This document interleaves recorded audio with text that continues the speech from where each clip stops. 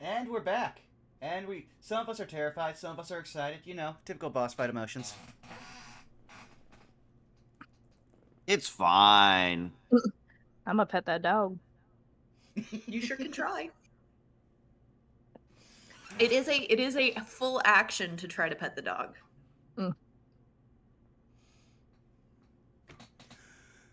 I will say, I do find it apropos we're about to fight a horrible amalgam monster that's slightly mold themed on the 30th anniversary of Resident Evil.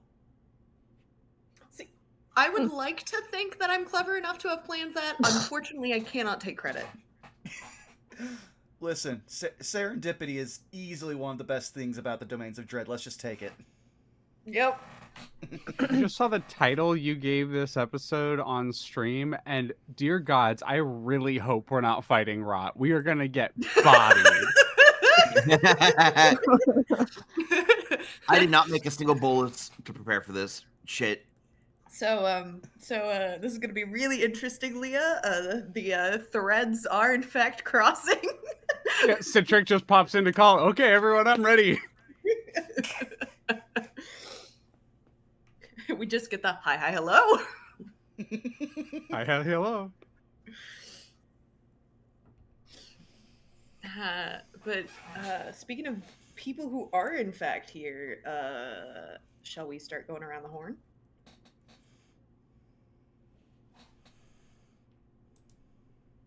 No? I like that everyone just goes quiet. It's very funny. No? Sorry, I'm mid-text. We don't want to fight this boss? No? Not at all? I'm having an ADHD moment. You're good. Yeah, I'll go first. I'll go first. Okay. I will start the chain, and then I can force other people to go by pointing at them. Hi everybody. I'm Scally Alpha. I do lots of art and tabletop and crafty survival things like your Minecrafts and stuff. I am found both on Blue Sky and Twitch under the same name.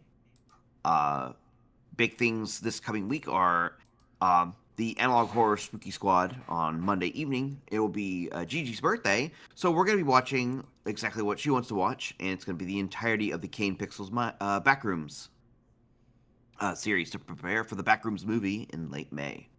The other thing worth noting this coming week for me is we'll be doing the epilogue for the Paper Mario and the Cosmic Caper. So tune in to watch what happens to our heroes after they save the day.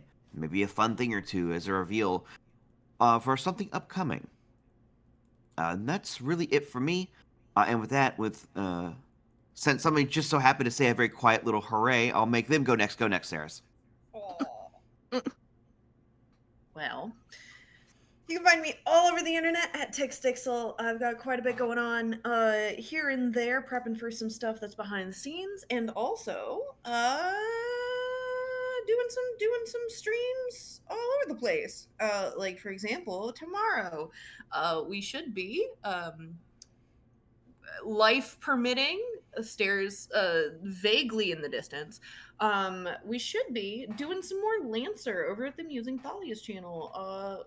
Between the two of us, and I'm guessing a couple other friends might pop in, might do some stuff. Who knows? Come check it out. Big Max, if you like them. On Friday, we're back over at Distortion Devil's channel, which, if I remember correctly, we're doing more Lancer. Week of Lancer. Come check it out. It's gonna be fun. Saturday, we got a double header. First, we're gonna be doing some No Love War Extra here on this channel, Burnout Vaughn's channel. And then, after a quick break, we're gonna go pop over at my channel, where we're going to finally have the next installment of The Lost and the Found. And that is all I've got going on in the next week. I am going to juggle the talking skull. I'm going to roll my little wheel. Zan! Hi, that's me. You can catch me over on my Twitch channel, twitch.tv/ZanosGrim, tomorrow, where we have some more Stalwart Souls. We're on the final arc. So come see what that's all about. Then, on Tuesday, twitch.tv/DistortionDevil at 1 p.m. PST, we have some more Vecna Eve of Ruin. Then Thursday, twitch.tv/MontyGlue at 7 p.m. PST, we're on the final arc of Dungeon of the Mad Mage. Come see what that's about. Then on Friday, twitch.tv/distortion devil. Again, we got some more Lancer, I think at 2:30 p.m. PST.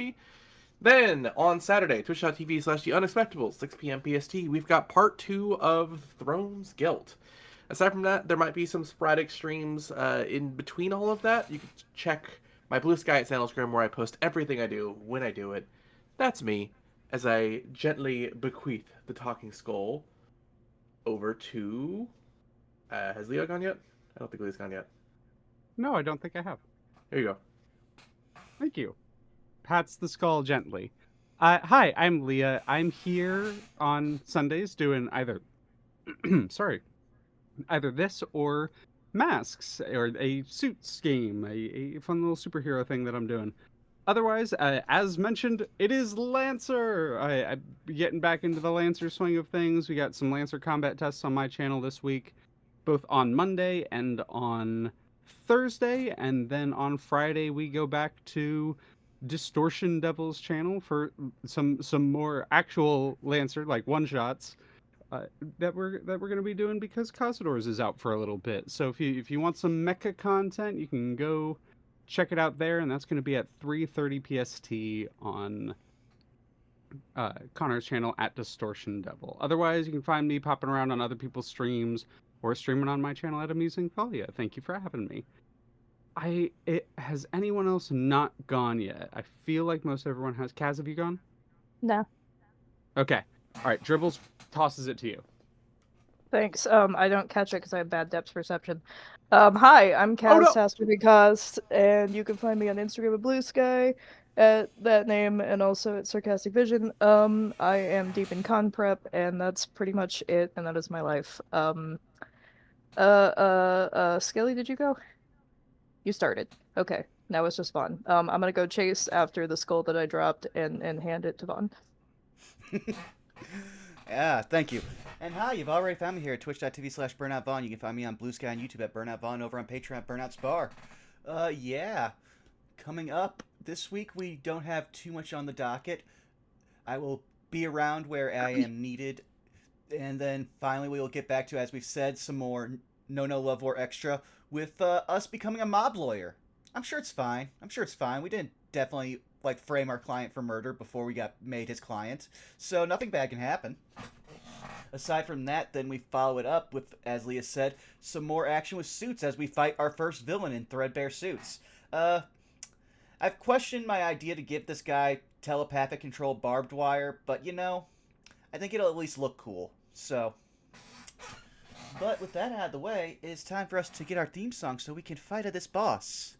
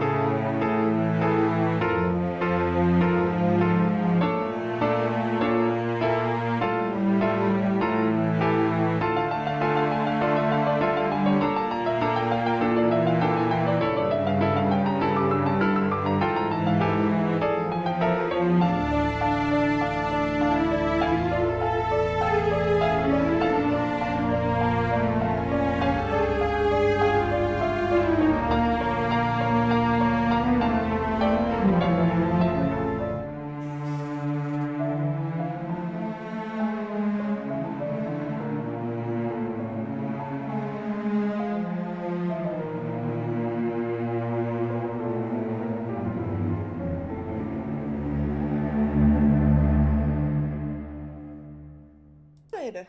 And he's so cute. He just walks up to the porch and sits there and waits for someone to come say hi. As this is right. Mm-hmm. He returns. Hello. Hello. Holy. Wow. You know what time it is. You know what I'm about. Without further ado, who would like to give me a recap of what happened last session? I can give an easy recap of one part that happened in the session, and that is 3 and 8. You know what's cursed? I've seen that number, and it's just that whole philosophy of once it's in your head, now you see it everywhere. But like, specifically, the number 83 has been haunting me for the last month, and I hate it.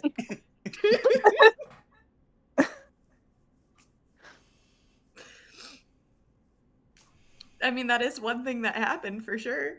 It sure did.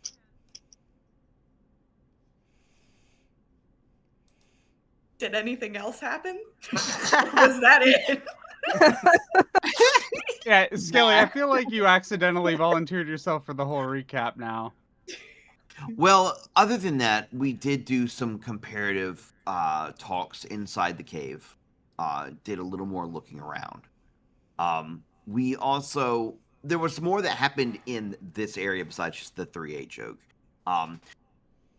Big note is that Vestial and also to a point, Clem found a grove that held some kind of magical staff that appeared to like keep the area, I wouldn't necessarily say hallowed, but it felt very peaceful and calm there, including wildlife staying near it, which seemed pretty important.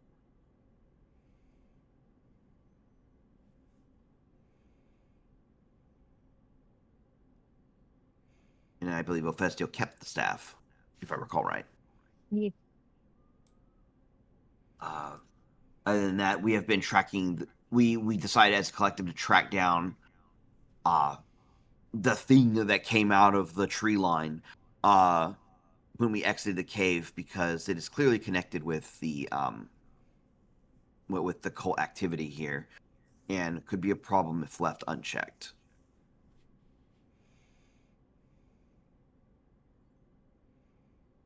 And now we are within like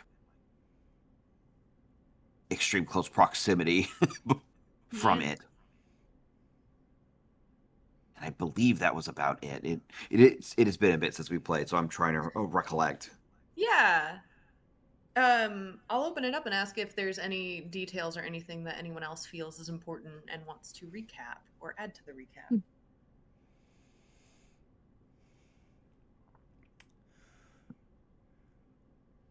Well, when I'm we gonna take that exited silence. I was gonna Go say, for it. Go for it.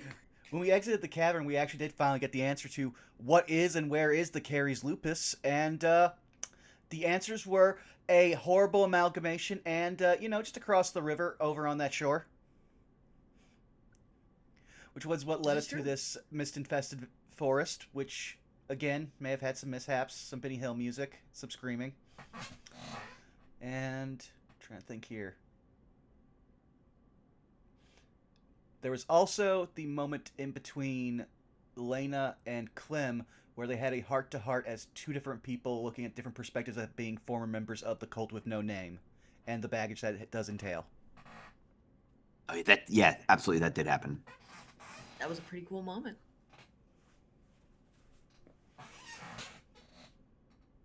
Anything else? I will think it was also important add. to... Oh, go ahead. Go. Oh, I was gonna say, Clem decided that we were setting the cavern on fire. So it is gone. Yep, we burned that shit. That bitch is gone. Listen, is arson even notable when you're a D&D party? It's probably expected.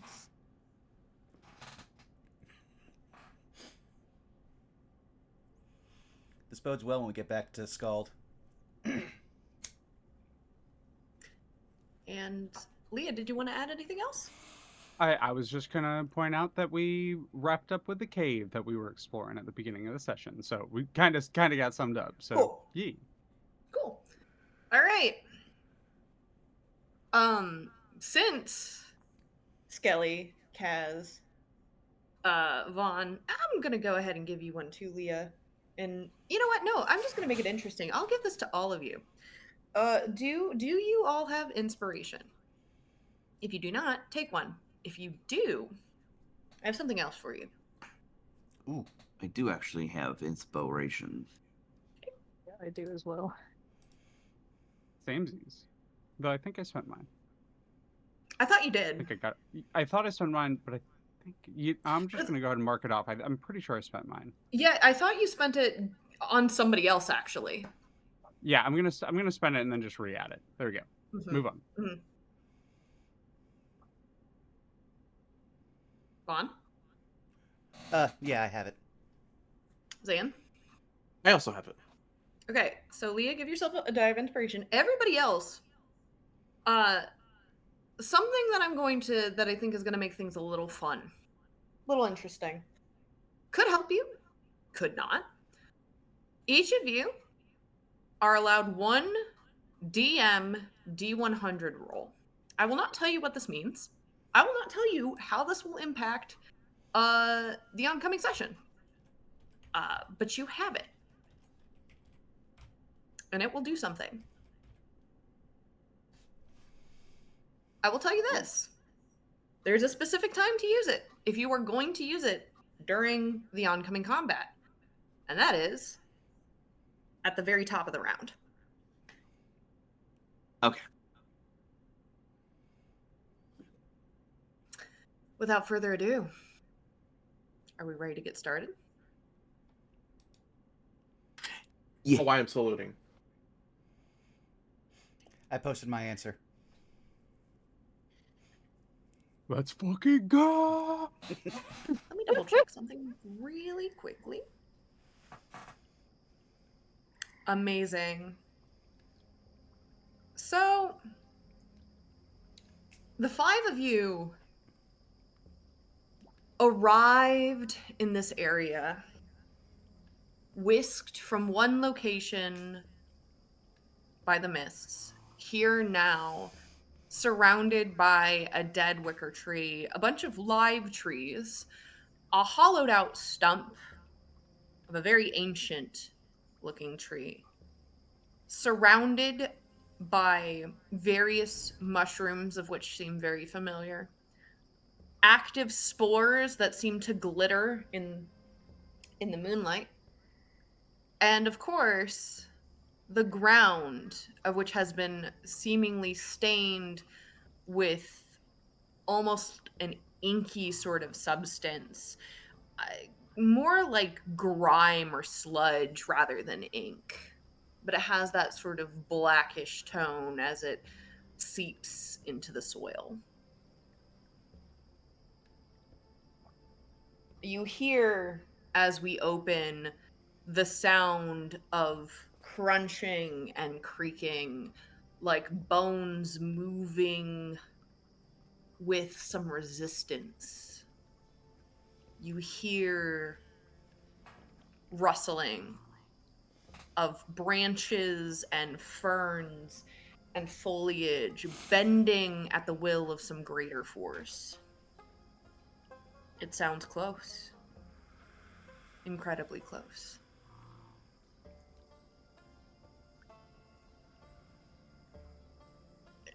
It is at this point of which I ask, what would you like to do?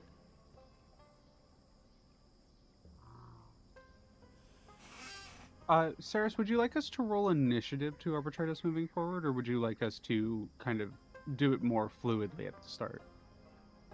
I think that depends. Part of the reason I'm asking what you all would like to do is if you guys are immediately ready to start moving into a more, shall we say, combative stance, then yeah, we'll roll initiative. But if you're still exploring, or even wanting to talk amongst yourselves about how you would like to move forward, I don't think initiative is necessary just yet in that circumstance, but it will be soon. I would say Captain, I do not think we are alone. before we As go any Rosamund further. pull out his rapier. Go ahead. Yeah, I I'd say Branson just pulls out his axe and just looks to the group. I say, before we go any further, I suggest we divide up the scrolls we found in the cave. It'd be useful among us, especially those who have limited spells.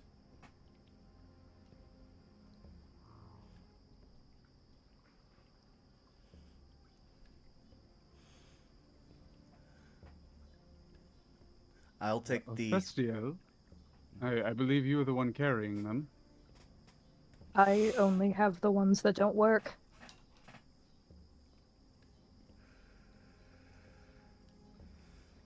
I believe it is Razvan who had them. Just turns to look at him. He wind them over. Alright.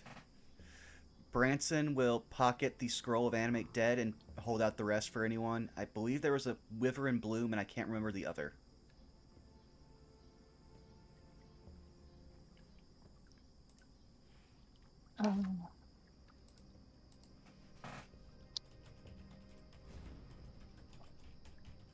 So the spells that we found was Borrowed Knowledge, Wither and Bloom, Plant Growth, and Animate Dead.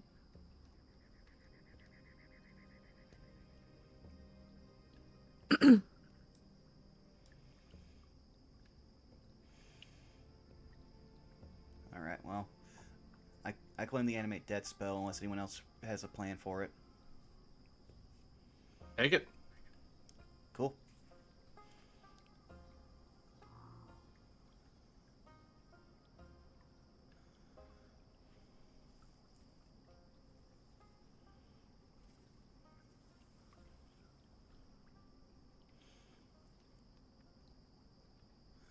Well, that was all I had. Before we actually go engage this thing, I believe we should probably approach this with a little bit of a different type of approach. Seeing as this creature is neither living nor undead. We've learned quite a bit about how this fungus actually works. Applying that knowledge will be to our benefit.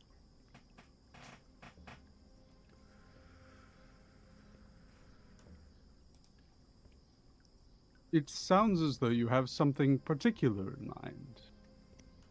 I think so. Specifically, its reaction to the radiant damage that I had used on it in the caves. It turned that black ichor brittle. I believe it's a sort of weakness.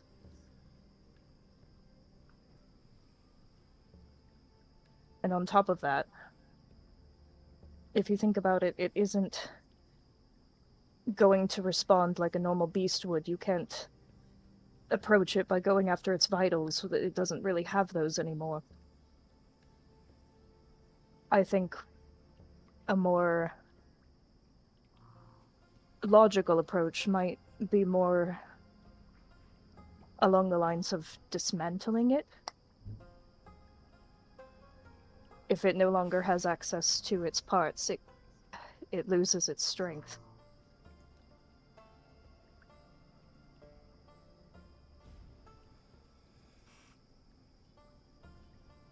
I think I Clem's can kinda assist just in that matter. I was just going to describe Clem like nodding along. Go ahead.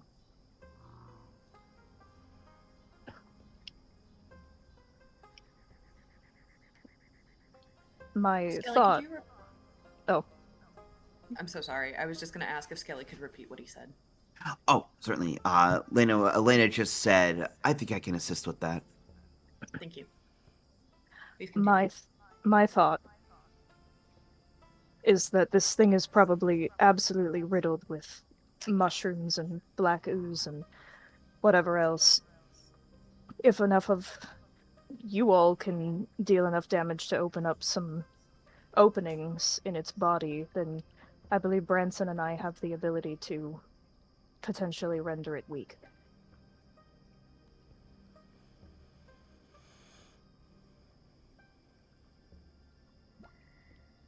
And once those surfaces have hardened, we might be able to break it apart.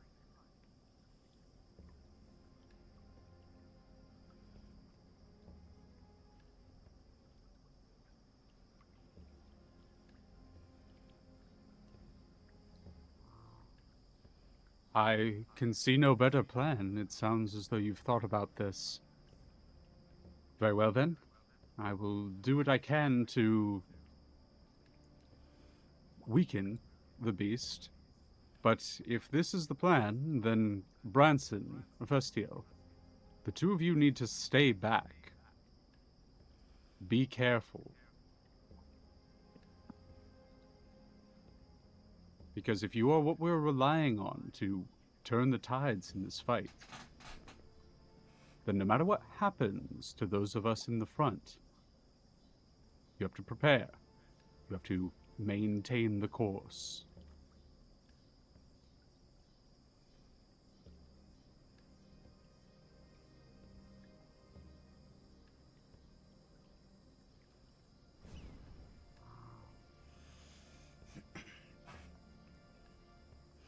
I'll do my best, but between the radiant damage and what healing I have, I am almost out of magic.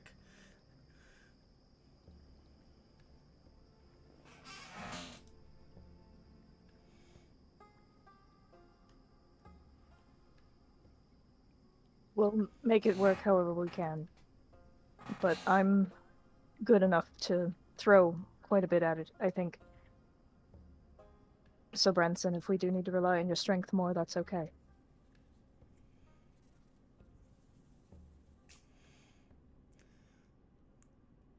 That said, I can also radiate a certain amount of radiant damage. He says it with air quotes, just around my body even while I fight, as he just steps 5 feet back from everyone and just does a quick word of radiance as you watch. He just pulses an electrical surge off of him.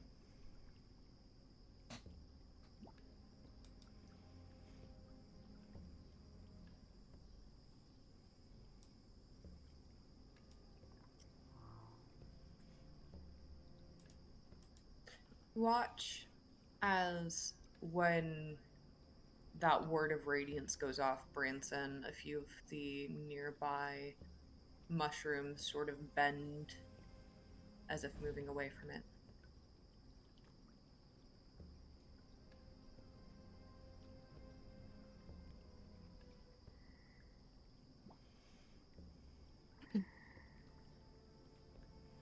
At any rate, everyone just be diligent.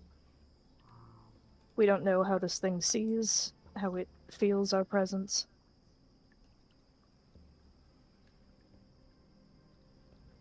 If it has any thought capabilities at all.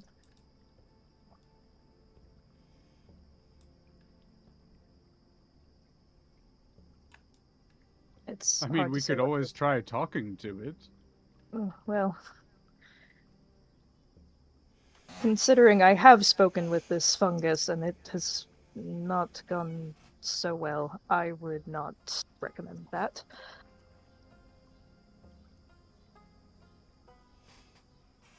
All it tells me is that it's hungry.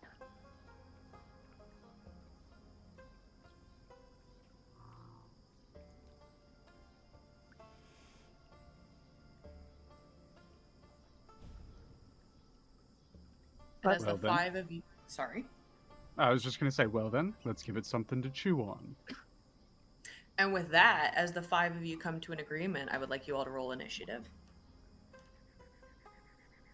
Oh boy. Ooh. 21.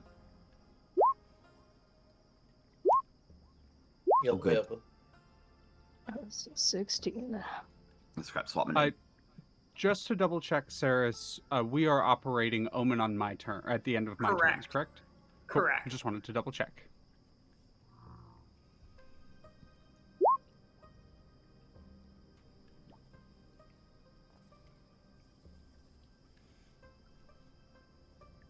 Okay.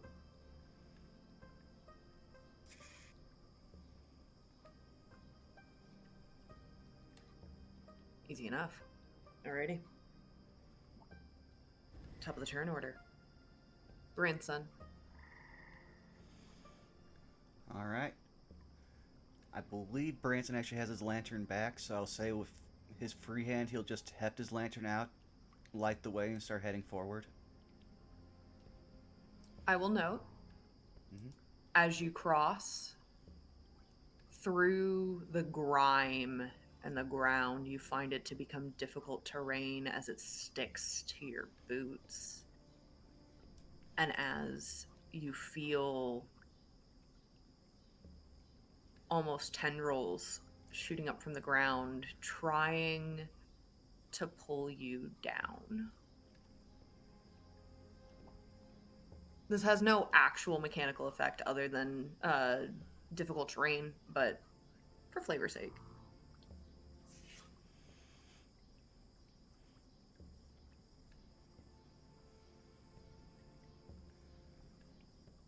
All right. And I but will yeah, start revealing what you can see. Not much, because you don't exactly have line of sight. However, What, I will can't give just you what magically you see can- through the wall? No, I'm sorry. Well, GG's everyone, I tried. Damn.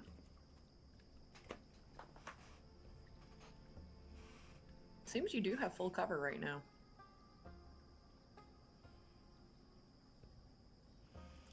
All right, well, that's pretty much all Branson can really do on his turn, so I will All right. let someone else. Clem. Clem is going to kind of nod at Omen and reach up to their shoulder and let them climb onto their arm and begin to set them down. And then I'm going to... Omen kind of flutters the wings and then takes off. And then I'm going to... 1, 2... And then that's difficult terrain when we get Correct. here. So that's 5, 15...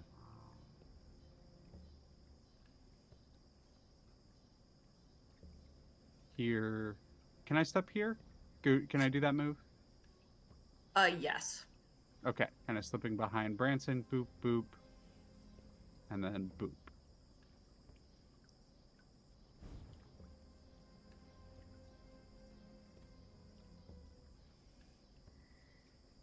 Careful, the ground's sticky.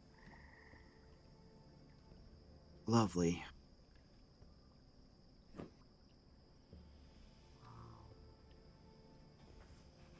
And that is just movement initially. I'm going to... Remind me really quickly Mhm. before you do anything, how much distance is your vision? I have 60-foot dark vision.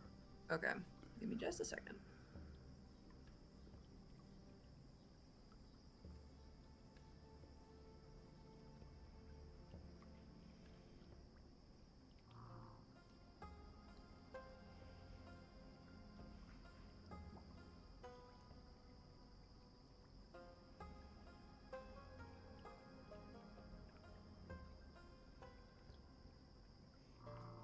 That's a dead body.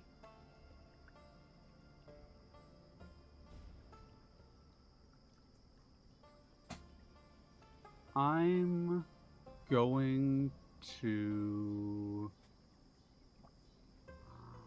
kind of debating between a couple things, but to keep things moving, I'm gonna hold a hand up to Branson, not in kind of a stopping motion, just like a hold up a second, and then I'm going to dash action, begin creeping up over here.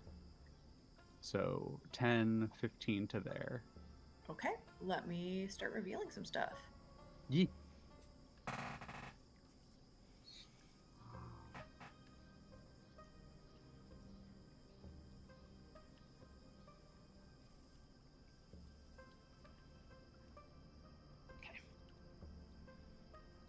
Because you have quite a bit of vision now.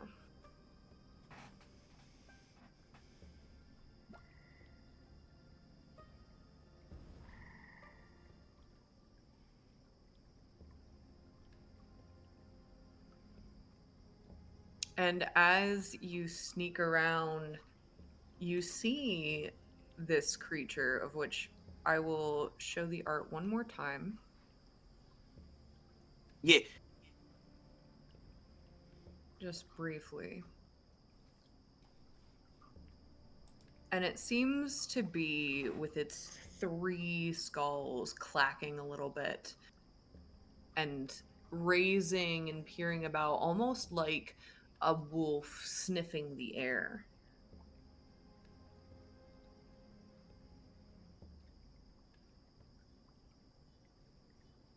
I'm going to stop where I am for a moment, and I'm going to turn over my shoulder, and I'm going to mouth something at Branson. It is up to you whether or not you think Branson would be able to pick up on me mouthing something, because I'm trying to silently say something. Here's what I will say. The way Yeah. that we will roll this is you will do a performance check, and Branson, you will do an insight check.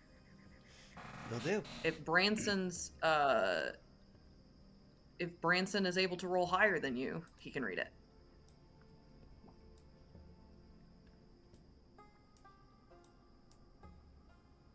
Oh god, so me being good at performing makes it more difficult. 13. Gotta beat a 13. That's an 18. 18.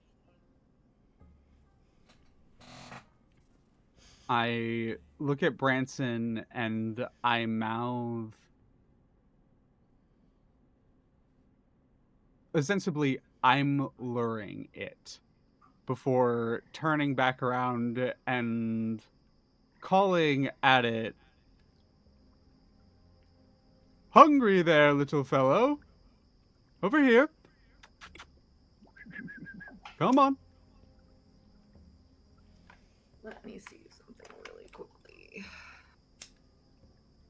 And that is full movement for a dash.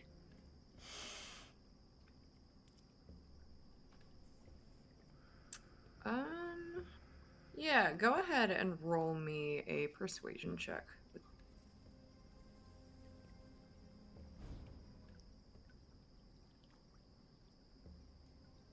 Persuasion. That's a natural 2027. Okay. You will see what it does on its turn. That is my turn. Ophistial. Ophistial will come up behind Branson. Hearing the, I assume we heard Clem call out to Yes. it. Mm-hmm. And in preparation for what might potentially start happening, where is? Let's go. There we go. He is going to cast Bark Skin on himself. Okay.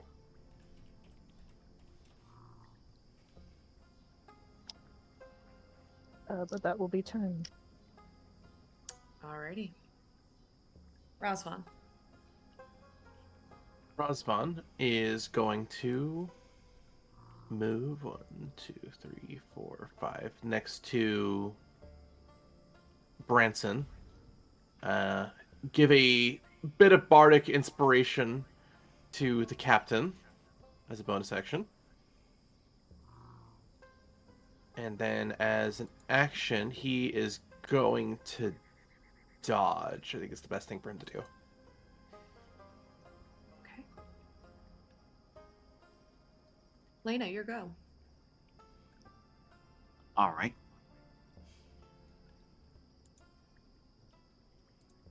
Lena will move up and preemptively begin to grow extra appendages, readying for the fight, using Eldritch Weaponry as bonus action. And starting to side grip the halberd as she does in the thick of combat. And we'll slowly move forward. Let's see. Difficult terrain starts right, like, beyond here, right? Oh, it's wherever the black is. Where the black is. It's 1, 2. I'll take point to keep Rosvan safe and wade past you, Rosvan, and step in front. And that'll be as far as she can go at the moment. She will, just in case, she will take the dodge action. Okay. Readying for anything coming. And that'll do it for her turn. We begin. Rosvan points for your intuition. As I believe, the dodge action invokes disadvantage, correct? Correct. On attack rolls, yeah. On attack rolls, that's correct. As you watch this mushroom come to life, whoops, did not go into the right square, and begins to try to wrap its tendrils around you. I'm going to make a quick roll and then swap the music. Well, shit. I'll keep you safe. Stepping in front of you gets attacked from behind. You are very lucky on that disadvantage. I'm assuming a 5 does not hit. Towards Rosvan? Yeah. That's a miss. Yeah. All right, let me swap this over real quick.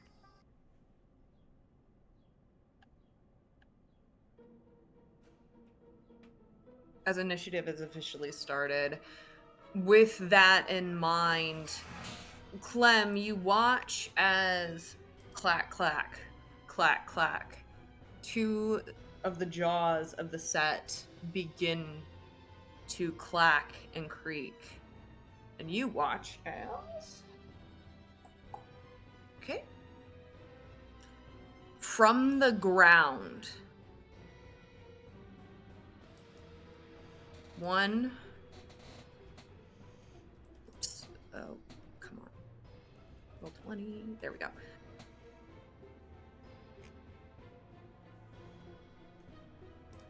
Two and 3.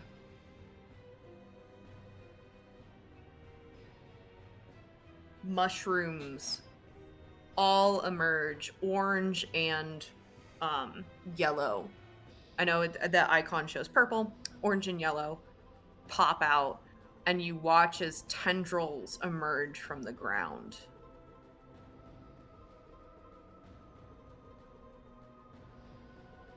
It will begin to use its movement.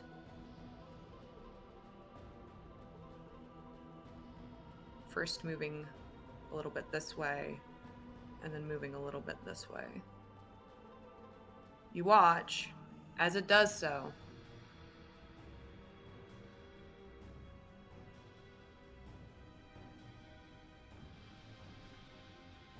This area, I can't fully fill it, but this area that I have marked now also covered in grime and becomes difficult terrain.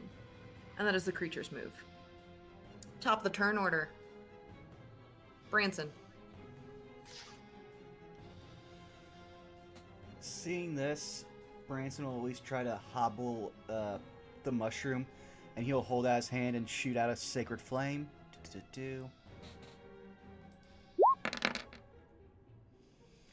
DC 15, 6 on a fail. Oh.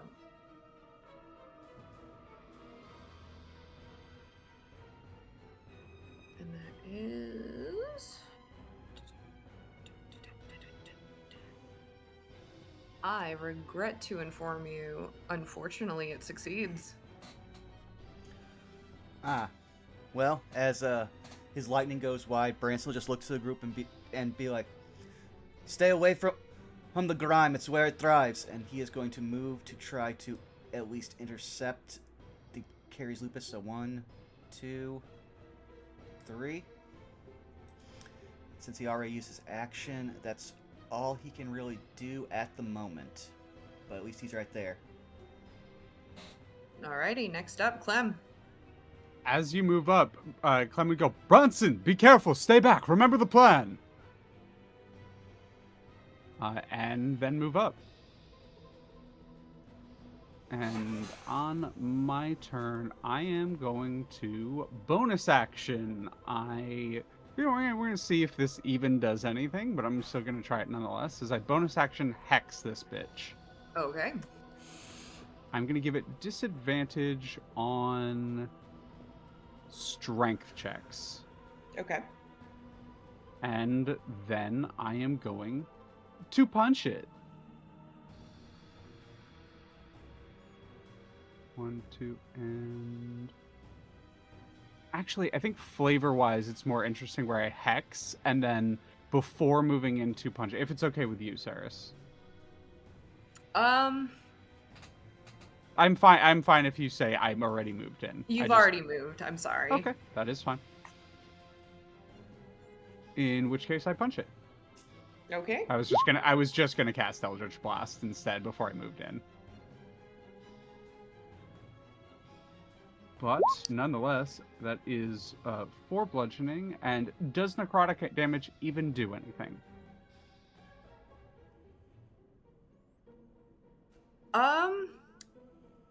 You do hit. You do make purchase on one of the bones. However, you do find that necrotic does not seem to impact this creature.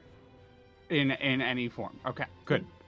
I have learned that already. In which case, as I hit it, I say, "Careful! Any amount of death or decay does nothing." That is turn.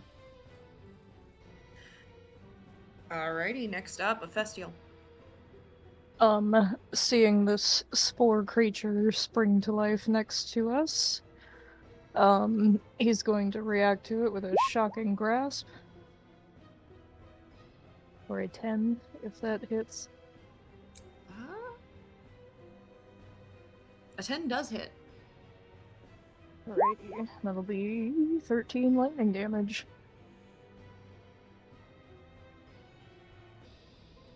Okay.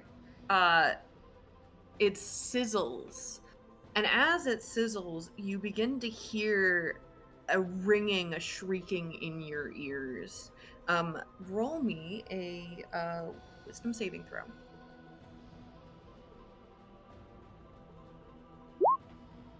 14. 14 is a save. It hurts, but you've steeled yourself and you are prepared to move forward. And I will do so by immediately moving backwards a little bit. And that'll be turn. Okay. Rosvan, you're up. All right. Rosvan's going to move.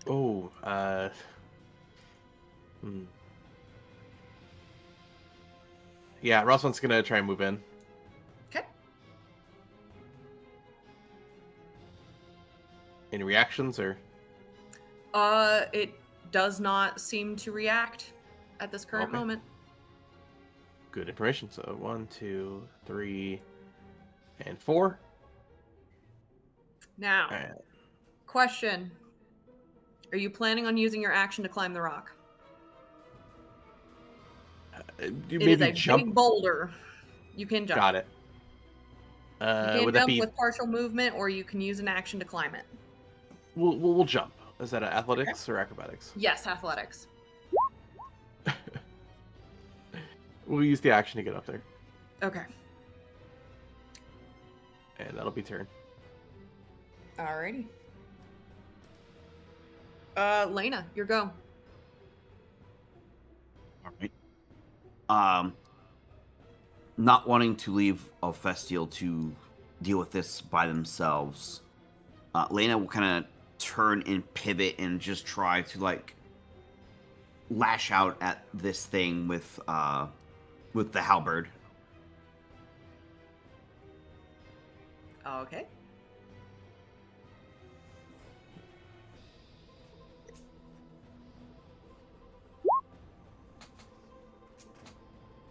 That 17 is will a hit. 17. Alrighty. For 6 slashing. How would you like to kill this thing? Go. Just going to raise the halberd up and just bring it straight down, just trying to laterally bisect it.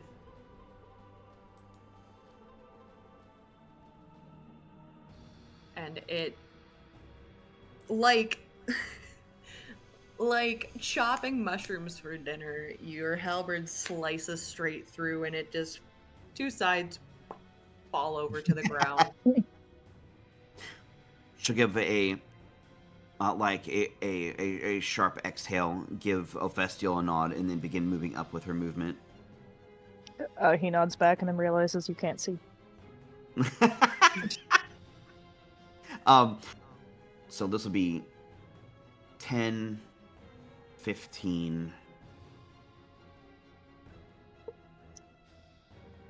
You do currently have, and I'll mention this for Branson too. Branson, you have partial cover. You currently have half cover with the boulder. Lena, you have full cover towards the amalgamative monster, but you have an open range with the various mushrooms or mushroom creatures that have emerged. Branson, you have total cover against 2 of the mushrooms, but not the one that's on the other side of Lena. Mm-hmm. Clem, you have total cover against all 3 of the mushrooms. Lena obviously sees the creature over there. Everyone's like gearing up for, but realizes how much of a danger these mushrooms over here are also going to be. While everyone's surrounding the wolf, she will cut over to start dealing with these. She will take point behind Razvan. And she's going to use her second extra attack on this one right here. Go for it.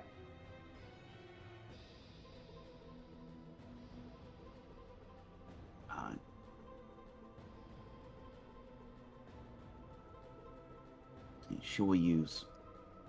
You know what? She's just gonna punch the heck out of it. She's gonna use Hammer Fist. Okay. Natural 20. Ah. Oh, 21 damage. Let's go. Yeah. High D6s. Slice and dice. How would you like to kill this thing? Just turns it in a pace, like the one hand just like bulks up, and she just like slams her fist down on top of it. So as it goes out, you hear a shrieking in your ears, Lena, like a wisdom saving throw. Lovely wisdom.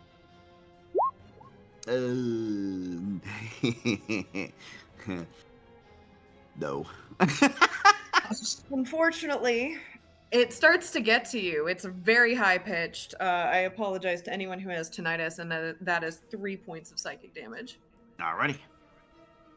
Oh, she reels back from the sudden like ringing, considering that most of her view of the world is sound. Anything else you'd like to do on your turn? I believe that is it for the moment. Okie dokie. First and foremost. Amazing. You all collectively once again see a clack, clack, clack, clack of 2 of the jaws.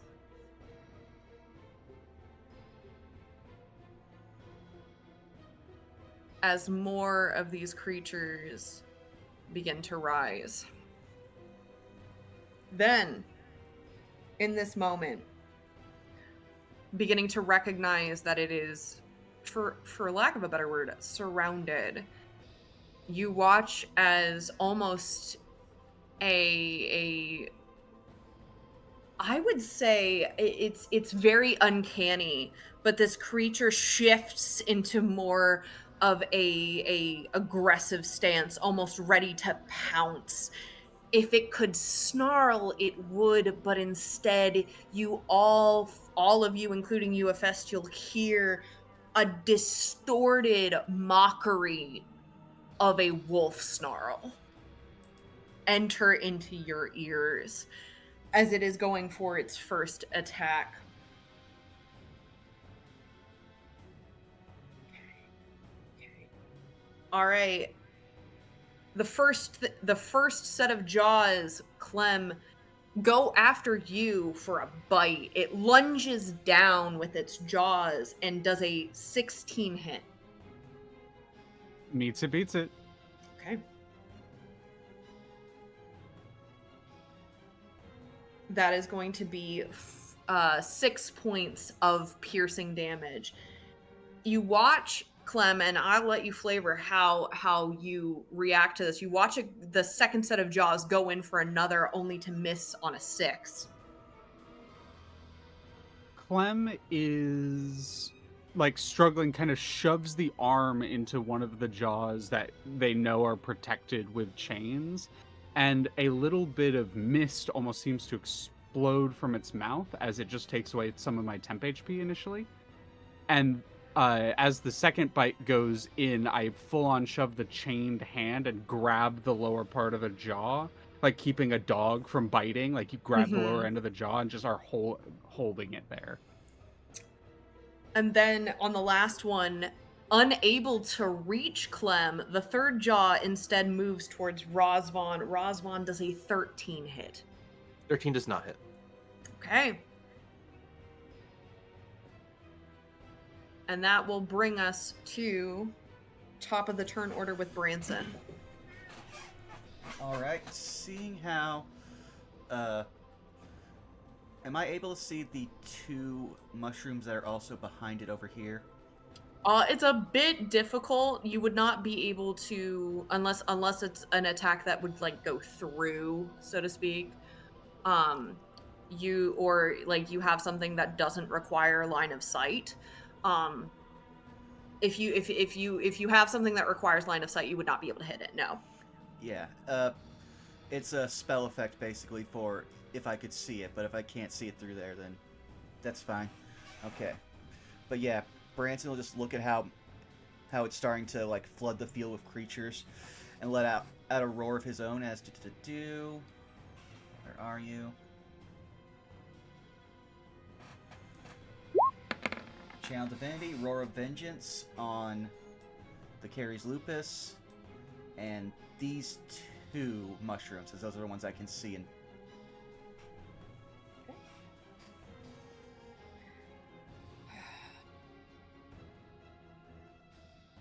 Success, fail, and fail. all right, the failures now have disadvantage on any attacks they make on creatures besides Branson. Okay. And they can repeat their save at the start of their turn. Okay. But with that, Branson will then, let's see,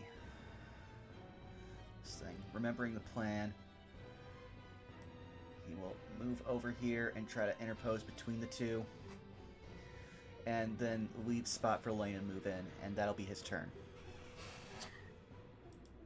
And at this point, recognizing the movement happening, the Caries Lupus is going to take a legendary action.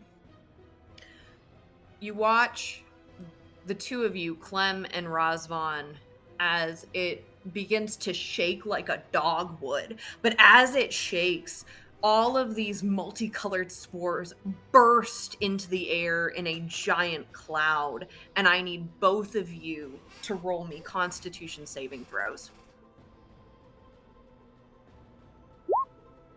14.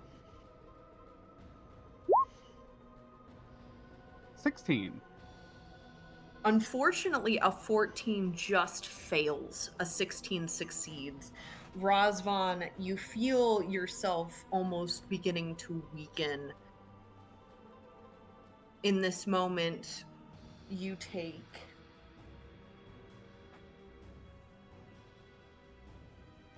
a very lucky 2 points of poison damage. Got it. But something is not right.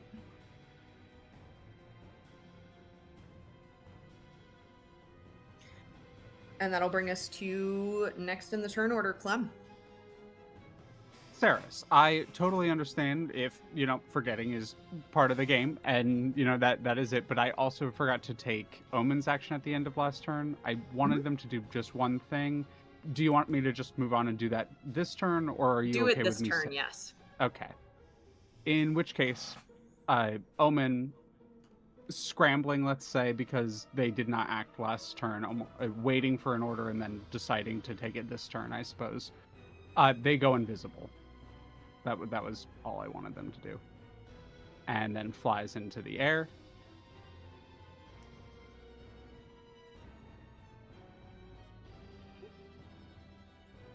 Secondly, on my yeah, I'm just gonna have that happen now because it would have happened last turn, and I'm not gonna take their action at the end of this turn, if that's okay. Sure. Okay. In which case, I am going to, I suppose, that is still going. Yeah, I think I just go in for another hit on it. Just double check how this works. My apologies. Hit. Okay. Yep. Punching with a chain fist. That's a 10. That misses. End my turn. Alrighty. Next up, we have a Festial. From my standpoint, do I have line of sight with the Caries Lupus? You do not, but you do see the heckin' mushroom. Okay. Then I'm going to cast a moonbeam on the mushroom.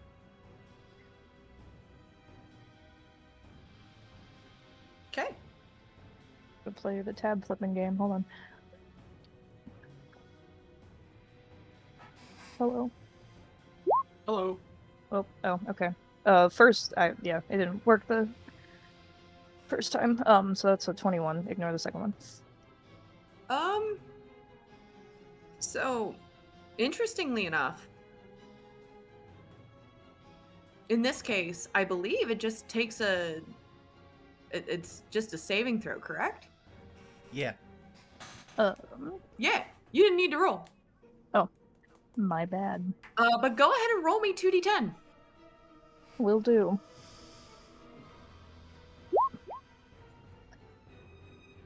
For 11 radiant damage. 11 radiant damage. Yeah, didn't like that.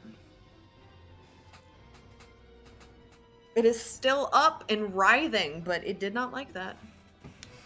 Okay. I will move a little bit closer to it while still keeping distance. And Saris, you said we get a D100? At the beginning of the round. So, if you want to use it I'll give a notice, but top of the turn order is with Branson. Gotcha. Okay. So, just keep that in mind. That'll be turn for me then. Okay. But there At is this now a point- beam on the map. Amazing. At this point, the Caries Lupus is going to take one more legendary action.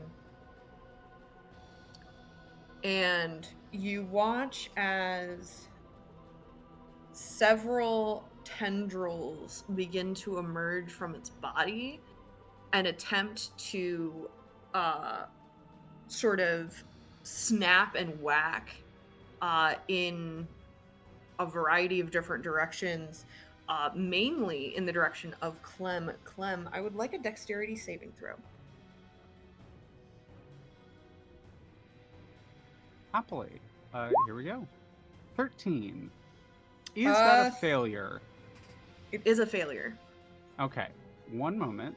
Just want to double check the wording on this because I don't think I've used this very many times. This is an attack roll, fail, ability check, or saving throw. Oh, yeah. Or fail. Okay, so it specifically says fail. Equal to the number of allies I can see. Ooh, so I can see 3 within 30. I'm going to try Fortune of the Many and add +3 to that roll. Okay, that is a success. As it, what is happening here? What's the dexterity saving throw for?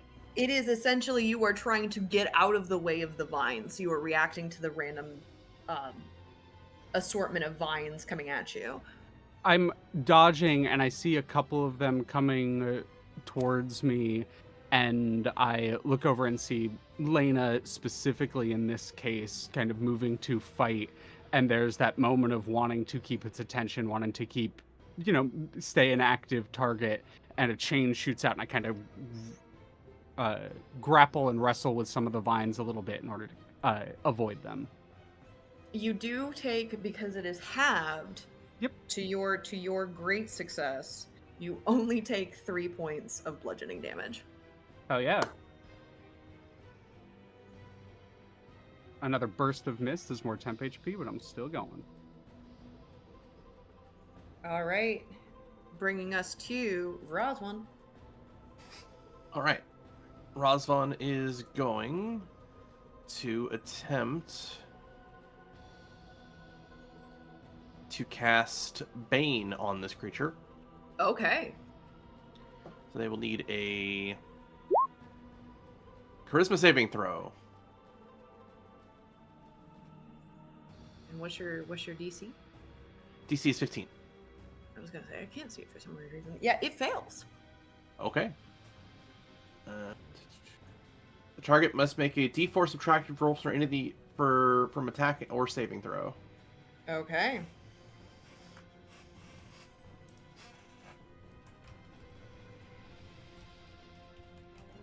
So just minus D4 on their attacks and saving throws.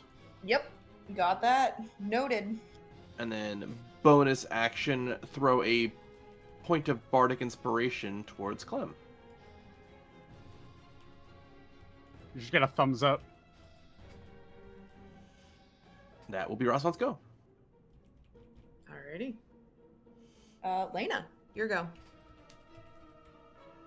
All right. Now that Rosvan has moved up,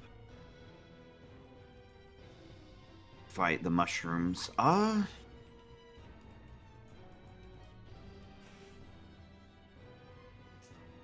going to roll something. Okay.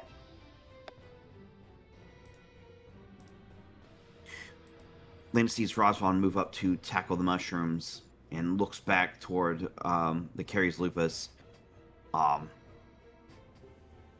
knows Branson's capable of fighting the smaller mushrooms. She's going to pump fake around the boulder to actually begin to engage the Caries Lupus. Okay.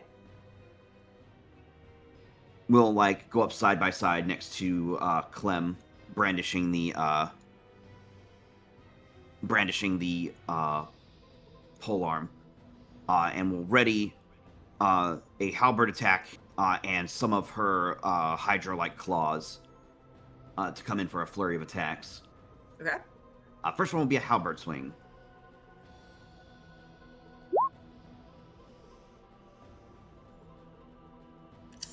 Just makes it.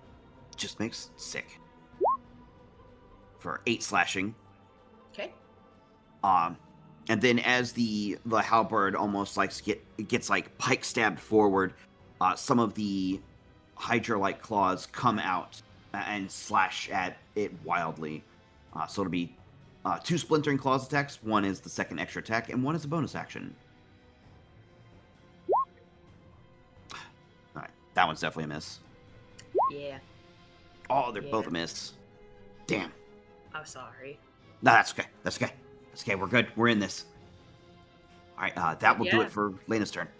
As your halberd comes down, it comes down on the bone, and while it makes purchase, it does not seem to go through.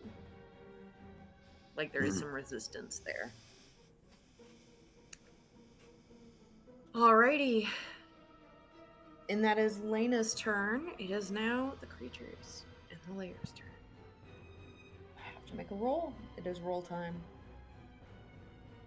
Oh, interesting. Okay.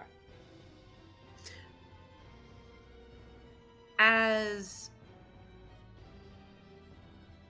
once again it clacks its jaws, another sprouts up. Recognizing its situation, it is going to go ahead and do 3 bite attacks, one on Clem, one on Lena, one on Rosvan. Oof. I'm so sorry. All three of you. So in order, Clem. It has disadvantage on every one of those attacks. Also, the minus D4. Yes. There is a minus D4. How does it have disadvantage on? Did you? Oh, I thought it was on the I forgot.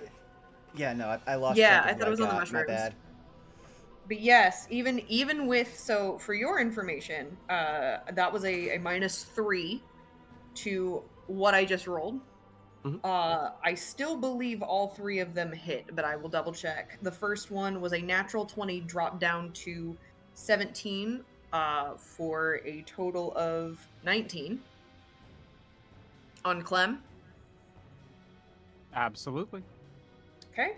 A total of 16 on Lena. 16 does hit. Oh, And a you total missed it. and a total of 15 on Roswan. That exactly, yeah. Meets your beats. Alrighty. Lena's going to use a reaction on Clem's critical hit, Okay. and it's going to use fighting style interception and reduce Okay. the damage. Okay. Very smart. Go ahead and I believe, is that a roll? It is a reaction, and I just immediately reduce damage. I have to roll how much I reduce. Yeah. Go ahead and roll the reduction for me. Clem will take 6 less damage. Incredible. So all three of you then all take 6 piercing. Okay.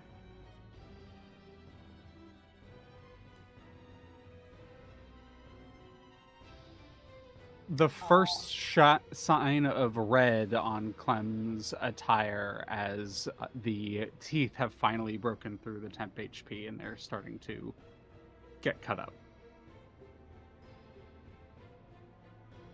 And I am going to roll to see if it's going to do this. It is not. Okay. That is going to be its current turn, bringing us to the top of the turn order. Kaz, you wanted a D100? I sure do. Roll me a D100.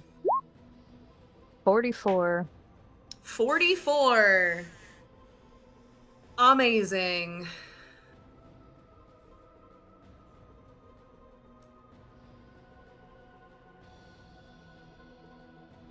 Give me just a second. As rolling fog begins to swirl. Hold on, I have that on the wrong layer. Let us... This here. As a rolling fog begins to emerge, obscuring your vision in your immediate surroundings. Lovely. Any attacks made of range right now are currently made with disadvantage.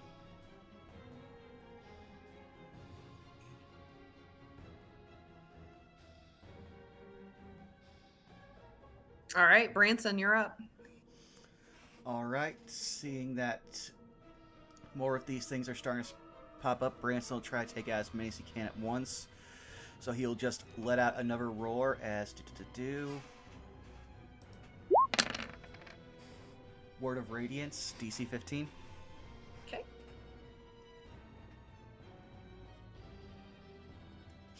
It's con. And what is the range on that? 5 feet around me. Okay.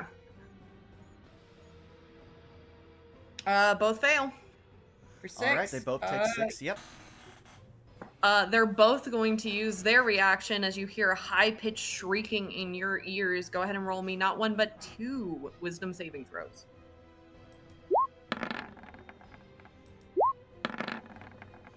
A 10 and a 20. All right, you only take a whopping 1 point of psychic damage. Bridge just like, I already hear screams enough of the time. He's so unfazed. All right, anything else you wish to do on your turn? Branson's going to at least do a little bit of experimenting to see how much residual wolf is left in this. He's going to take one of his silvered hand axes, and he's going to use his bonus action to hurl it at the beast. Okay. There is partial cover because of the the boulder that's right there. Just as an FYI. Okay. But yeah, go for it. Well, that's nat 1, so. Yeah, it is.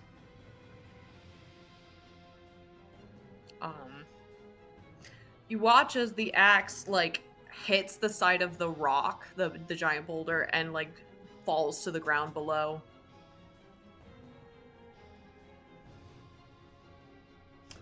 Just kind of knocks it off course. Well, sadly, that's all I could do for this turn, so that's it. Alrighty. Next up, we have Clem. Alrighty. Clem is going to... So, just to be clear, is it all ranged attacks in the area entirely, or It just is just where the Caries fog Lupus? is. Just where that Just fog where the is. fog is. Got it. Mm-hmm. Mm-hmm. The fog, just, again, trying to just be very clear, this one up by Yep. a Festial. And Yep, all right, up by perfect. a Festial. 15-foot cube. In which case, Clem is clearly struggling with this thing, like physically fighting it, but is nonetheless going to try their best, and they're actually going to take a slightly different approach this time. I'm going to hold my action to cast a spell. Okay. I'm going to then, as a, I think I have to do this as a bonus. No, it is literally just when I take the attack action. Oh, that's fine. I am going to. I don't really have a bonus action this turn specifically. I'm not hurt enough yet that doesn't work. Okay, so I'm then going to end my turn after just holding my action to cast a spell.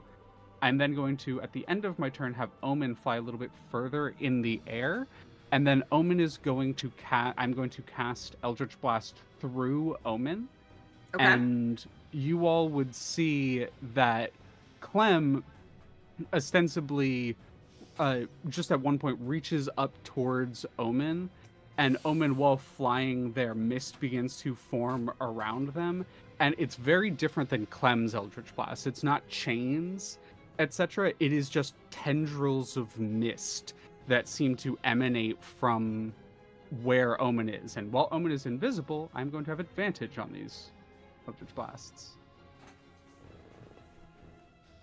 Burp. First one is a 19. First one will not take purchase, but second one will. The first one is a 19 because unless they don't have advantage for being invisible. Got it. You had said first one is a 14. No, a 19 will hit. Sorry, first roll is a 14. My apologies. Got it. These should be at advantage. I will just roll the second one Yep. because they are cast at the same time. 15. So I think the second one probably misses.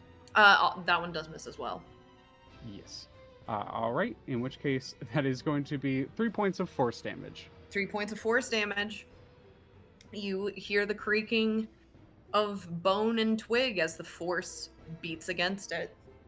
That is Omen's reaction. They're going to spend their action to go invisible again. Okay. And my turn. And your turn. At this point, it is going to take a legendary action. You watch as, in this moment, almost as if reacting to you, Clem, and reacting to that Eldritch Blast, you watch as all three heads sort of raise up and spores that were accumulating in the area begin to swirl around it as if going inward. I just have a random question for you, Saris, really quickly. Mhm.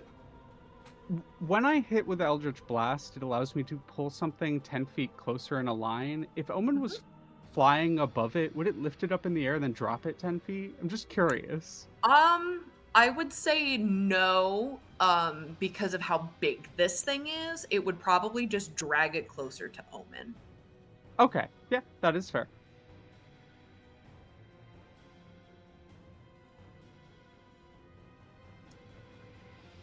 And that'll be its legendary action. It sure did do something. Next up, Festial. Okay. Well, I can't see, but my spell is still up, so I'm gonna moonbeam this shroom again. A shroom beam, if you will. The shroom beam, 18. Let me double check something here.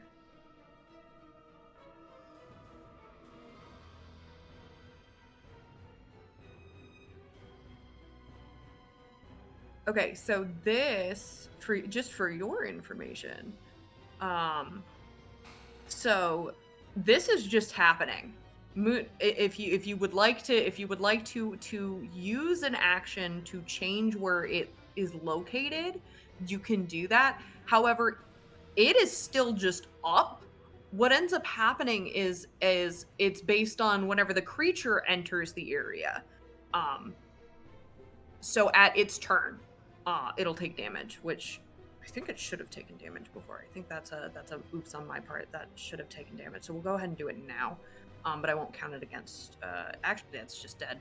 I will be better about that in the future, and we should probably mark where your moonbeam is.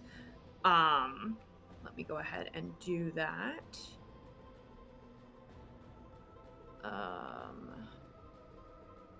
Give me a second.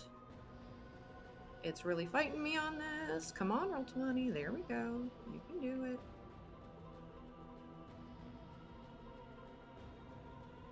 And that is a... What is the radius on that? It's just 5 feet. 5 feet, cool. And it was sitting right here. Cool. So you don't have to do that as an action, by the way. That should have happened on the previous turn.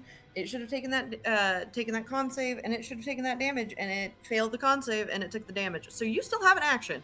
I still have an action. Okay, even better. So I'm going to move right here. And now let's relocate that beam right on top of our lovely wolf friend here. Okay. We shall attempt to move it. There we go. Amazing.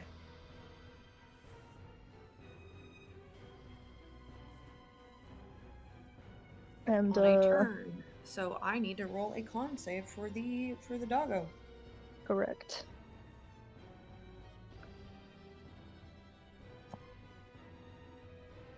We'll just carry that radiant damage over.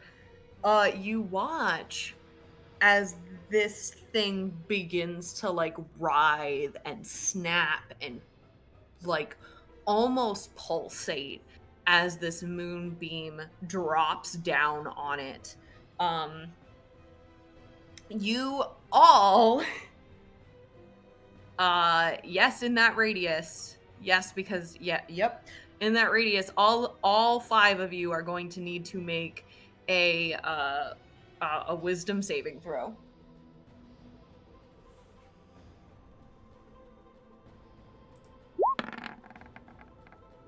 $21. 16 is Natural, the name of the game 20. today, I guess. Yay! 18. Okay. 14. Unfortunately, Lena, you are the only person who takes it in full, but you are the only person who takes it in full. Everybody else gets this halved. Lena, you take 16 points of psychic damage as the rest of you only take 8.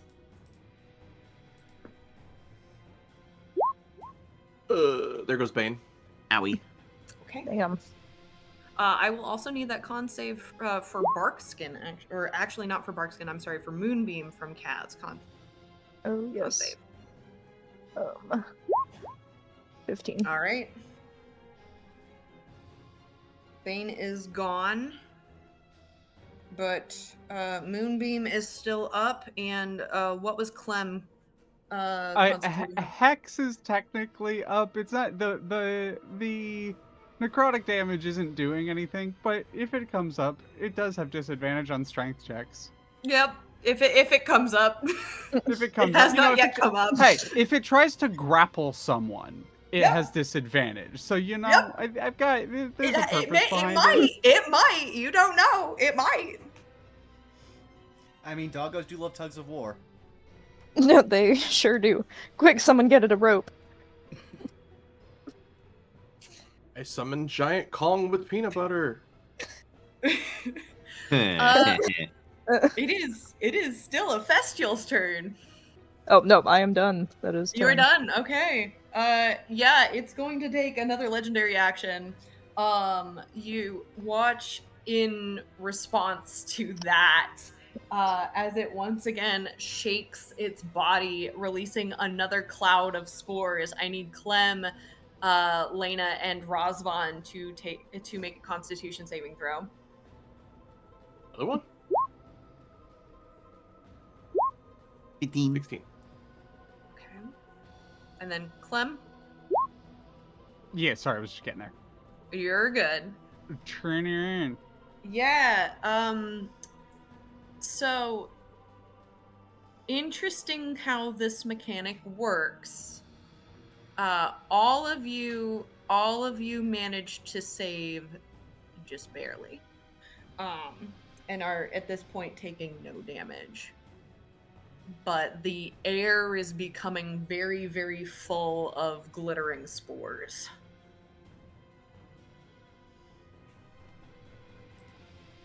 Alrighty. Next up we have Rosvan. All right. Rosvan is going to attempt to stab at thee.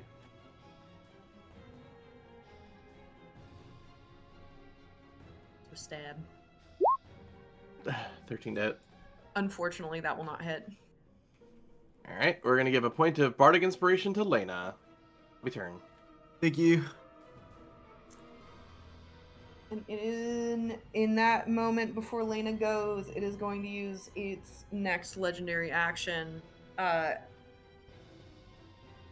once again the spores begin to swirl around it, and it seems to begin to almost coalesce inside the bones, though still in the air. Lena, you're up. All right. Being a smidge on the back foot, Lena is going to use her bonus action, and she's going to second wind. Okay. Healing 10. Good. And then is going to take her action and is going to attempt to just lay into this thing. Okay. Seeing the dire situation unfold and everybody starting to get hurt or be affected by the spores, she's going to make a halberd attack and a hammer fist attack. Okay. 19 on the halberd attack. 19 will hit. Minimum 3 damage. 3. We'll follow up with a hammer fist attack. 23. 23. I'll take it. Oh, almost max damage. Let's go. All right. And because of the ongoing situation, is going to action surge. Okay. And perform 2 more attacks. 2 more hammer fist attacks. Ooh, don't know if that one will hit. That'll be a 13. That 13 will not hit. I'm sorry. I'm going to use the inspiration on that one. Okay. So I'm going to re-attempt it. Okay. 12 will not hit. I'm going to pour on the bardic inspiration as well to try and make it hit. Okay. Make it a 16. That meets it. Ooh. Let's go. Another 12 damage. All right. And one I more have a- punch. Yeah. I have a really quick question. I'm gonna shoot you a quick message here. Okay. In the whisper channel. Oh, the Whispers channel? Okay. Oh no. Oh no.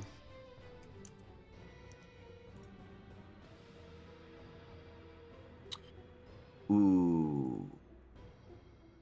That bodes well.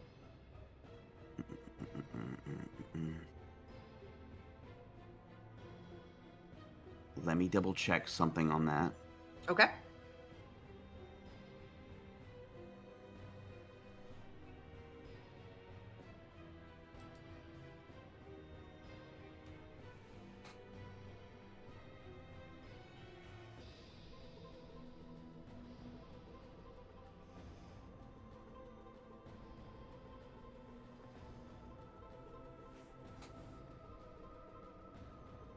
You can't see it, but I'm doing the steeple fingers. That the Scholar's Cradle, what it's called? Yeah. Yeah. I thought it was called the Gendo Ikari. Yeah. I was like, there's actually a name. I was like, oh, I'm anime trash. That's good.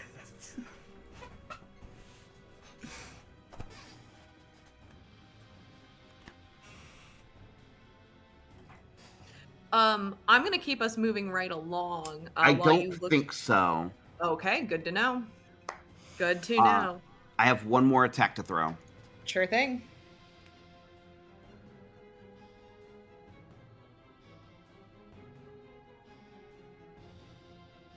It's not gonna be a hammer fist. When that punch comes in, you see her arm turn into like almost a large tendril for just a moment, and we'll try to sweep the leg on this thing. Okay. Oh, that misses. Crap. I'm so sorry. That's okay. That's okay. It was good. It was a good turn. It was still a good turn. Good turn. Good turn. All right. Let me mark off the inspiration, and that'll do it for my turn. Alrighty. First thing first that happens. Give me a second. Ah, shit. There we go. Okay. Interesting.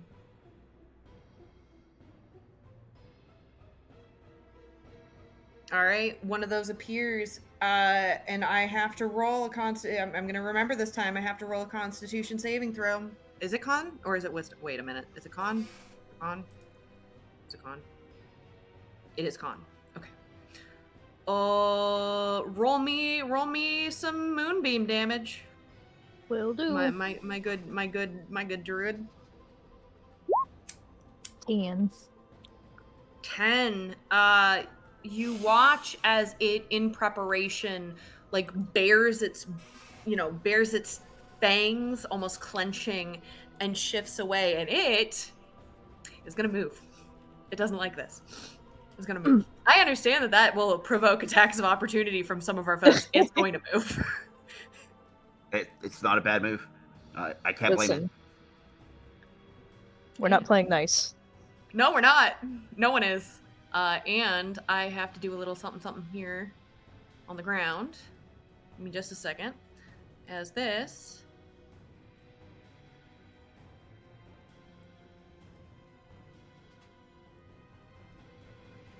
is now spicy terrain.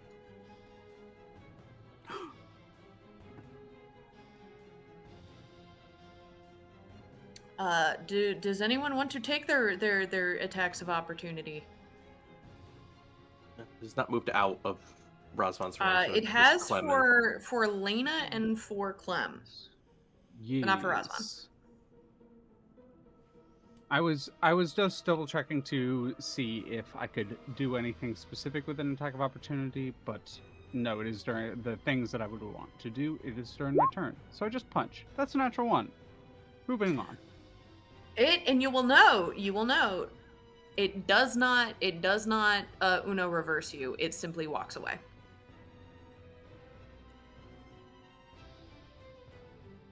Lena, do you wish to take an attack of opportunity?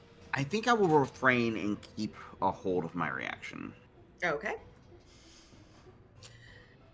And now that it is in the new space, it is in fact in the new space. You know what? We're gonna do a real quick roll here. Yeah, it's gonna do something a little different this time around.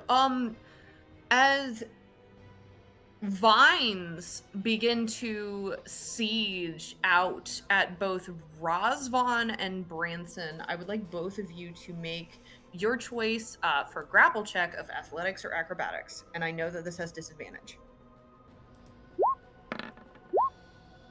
19.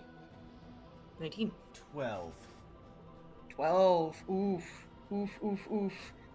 Even with that disadvantage, Branson, you are now grappled. Rosvon, I like to think, and correct me if I'm wrong, you watched the tendrils poke out earlier. I'd like to think that Rosvon is at least marginally prepared. For once. For once.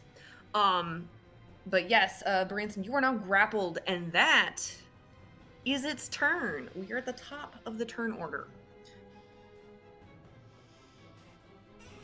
Alrighty.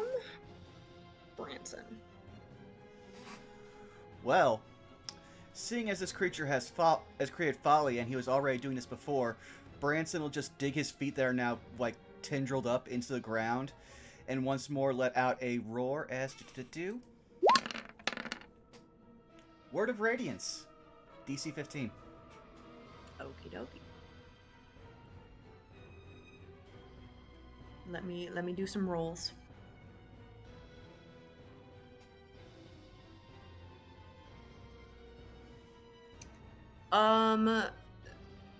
Dog success, first mushroom, fail, second mushroom, great success. I believe Word of Radiance is save or suck. Let me check. Is a cantrip, so yes. Yeah. Okay. So, all right. How would you like to kill the one that's standing right in front of you? What does that look like?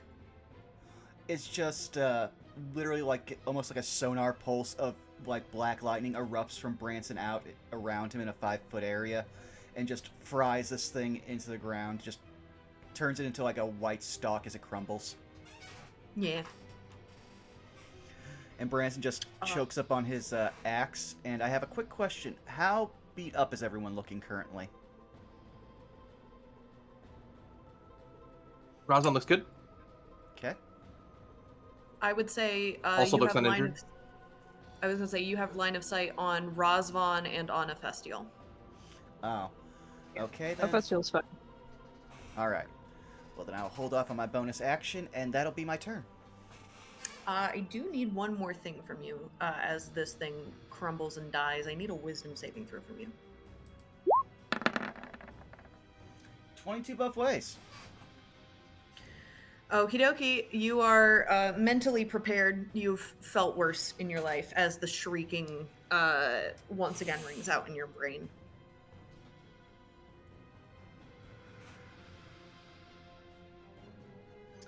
And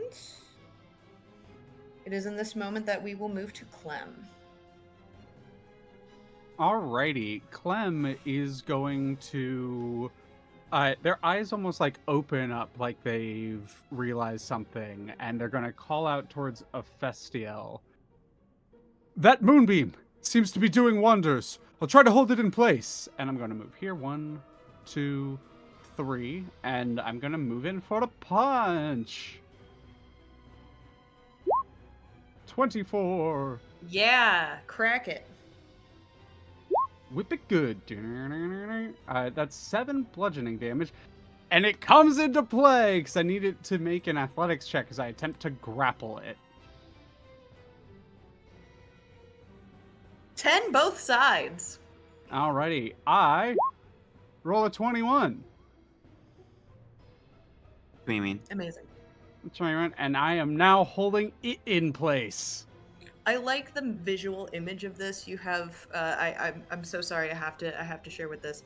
I also realized that I forgot to do something. That's okay. There's a lot happening. But Rosvon standing on the rock. He's just vibing. You have Clem holding the dog. The dog is holding Branson. I like the idea that it's like biting onto Branson, and Clem shoots a chain around the head that's trying to bite onto Branson, and is like pulling it back, like no, no.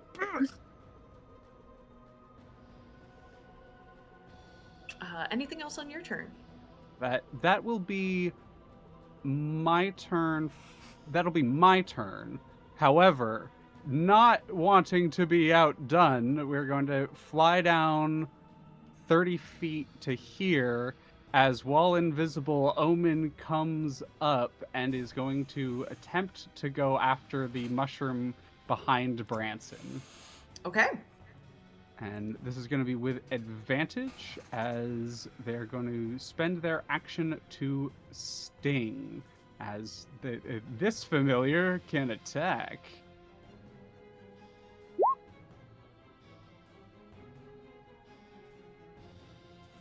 Let me double That check is a 17. Yeah, that'll hit. I assume the poison does nothing, but it is 7 piercing damage nonetheless. You definitely note the piercing damage. You do see a little bit of the poison not really take hold as you would have liked. Yeah, I kind of figured, but nonetheless, that is where Omen is, and that is Omen's Sure. action, and they are no longer invisible. All right, and it's time for a legendary action. I was waiting for it. There it is. Yeah, it's time for a legendary action. The fun thing about this is the fact that it has already grappled somebody, which means Branson, you are going to get disadvantage on this, but Clem and Razvan normal roll dexterity saving throws as it starts having these vines and roots just kind of barrage out in all directions.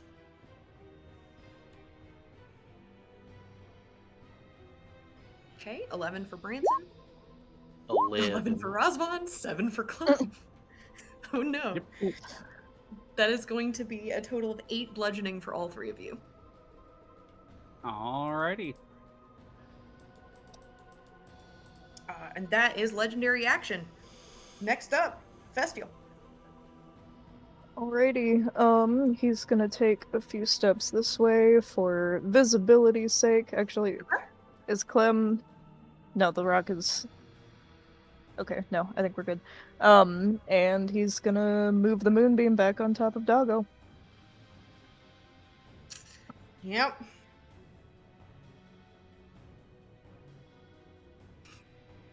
Go ahead and roll me damage. nowhere.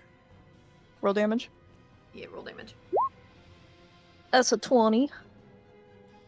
I wanted to get it over the square proper. Yeah, okay, 20 radiant damage. It lets out a hiss, and I need all 5 of you to roll me a wisdom saving throw.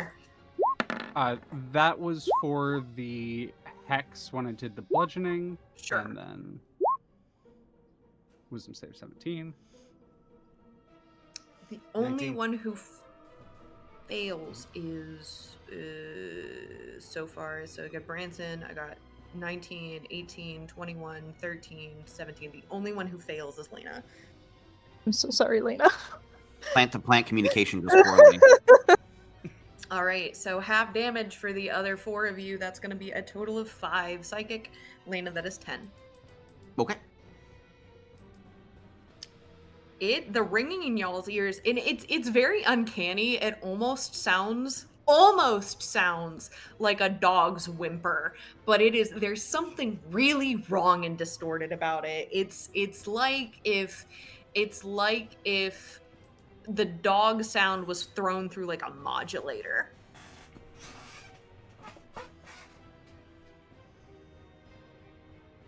Anything else you would like to do on your turn of Festial as you've Nope. moved and action? That'll be my turn. Amazing. It's going to take another legendary action. I didn't like that. God, this thing is just all counterattack. Listen, it's not a fan. Let me tell you that. It's got the dog in him. Yeah. He got multiple dogs in him. I was about gonna to say, say, yeah. I'm pretty sure there's more than one dog in there. There are 3 wolves inside you. They're very angry. They're all hungry. They're all hungry. Yeah. So again, this interesting mechanic that is taking shape.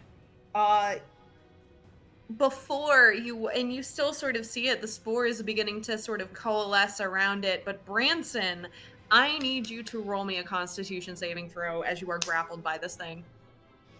I just have one question for the sake of Yep. things. Would this be considered a poison condition? It is not a poison condition. Okay, so it's straight.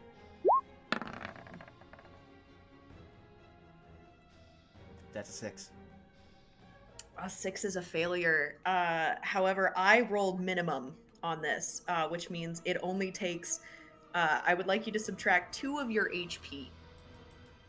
Okie dokie. Sorry, I zoned out for a second. Did we take psychic damage? You did earlier, yes.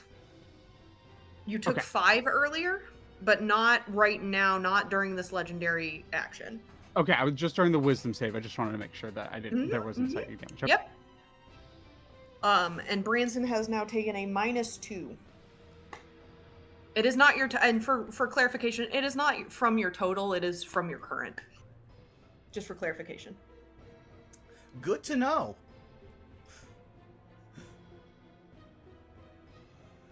Oh, if this thing started, like, reducing max HP, that would be horrifying.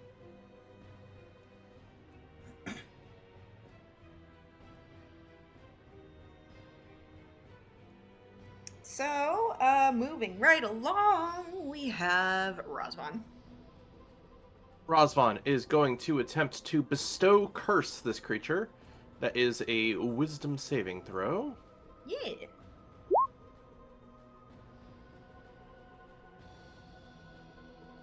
I fails. All right, we are going to make the curse whenever attack or spell. While the target is cursed, your attacks and spells deal an extra 1d8 necrotic damage.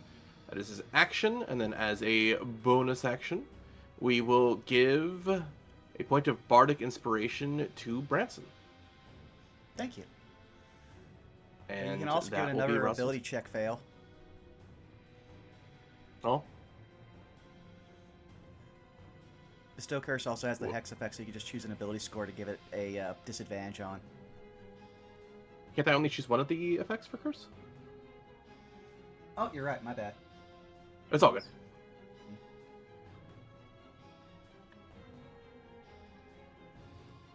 Interesting. I missed the other bit, though. I need to make a note that it will have to make wisdom saving throws at the start of every turn. Okay, interessant.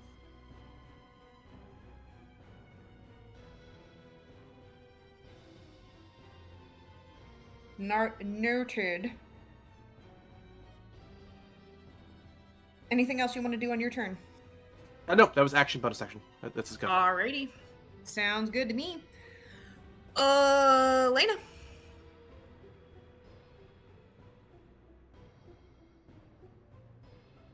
Lena? Lane, sorry. You're good. Lena is going to move actually to right here behind Clem.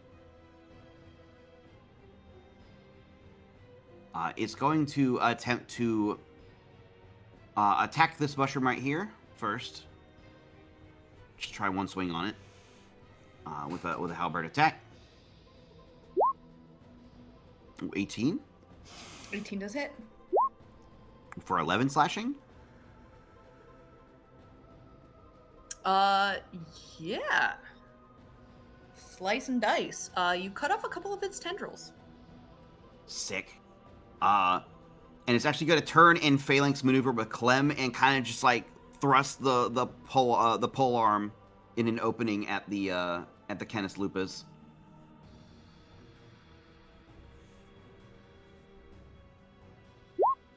For 20 man.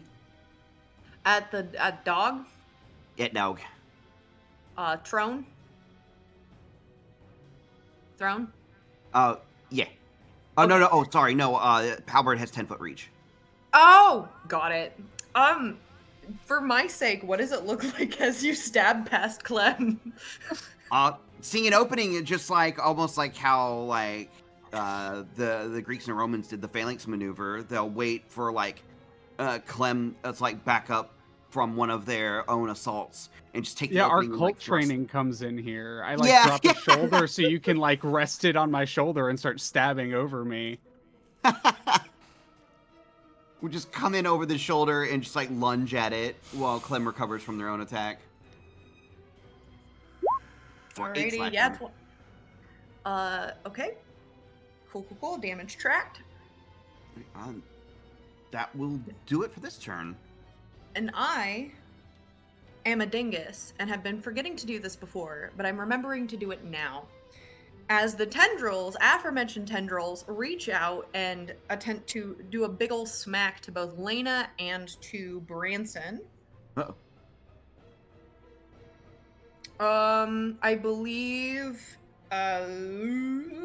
it's, how many is that? Hold on. I can math. Okay, yeah. I believe a 7 misses Lena. Does an 18 hit Branson? Yeah. And this one doesn't have disadvantage because it is attacking you. And it is going to do, it's not much. 4 points of necrotic damage. As it like bats at you and you start to feel your skin almost rotting in the place of which the vine touched. Ooh.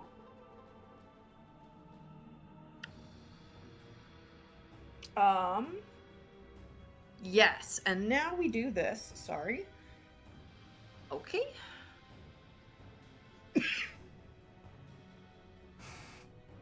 We have one pop up right here. And at the start of its turn, it is going to run away. It is going to. I need that damage from Kaz, but it is going to run away. You got it, boss. Just we're playing catch. It's just painful catch. 15. I have one important question. Is Mhm. Branson still grappled by it? I also want to Yeah. ask, how is it moving if I'm grappling it? Doesn't Oh, that's a grappling really move good. its- That's a really good doesn't- point. Yeah. That's a really good point. It is going to. I forgot. I was gonna say it was just gonna drag Branson with them. I was It prepared. is. Like It tug is of going war to use with its so good catch on that. It's going to use its action because it hadn't done that yet to try to get out of the grapple. Made a Athletics? disadvantage. Yee. That only 15? is a total of 17 with disadvantage. I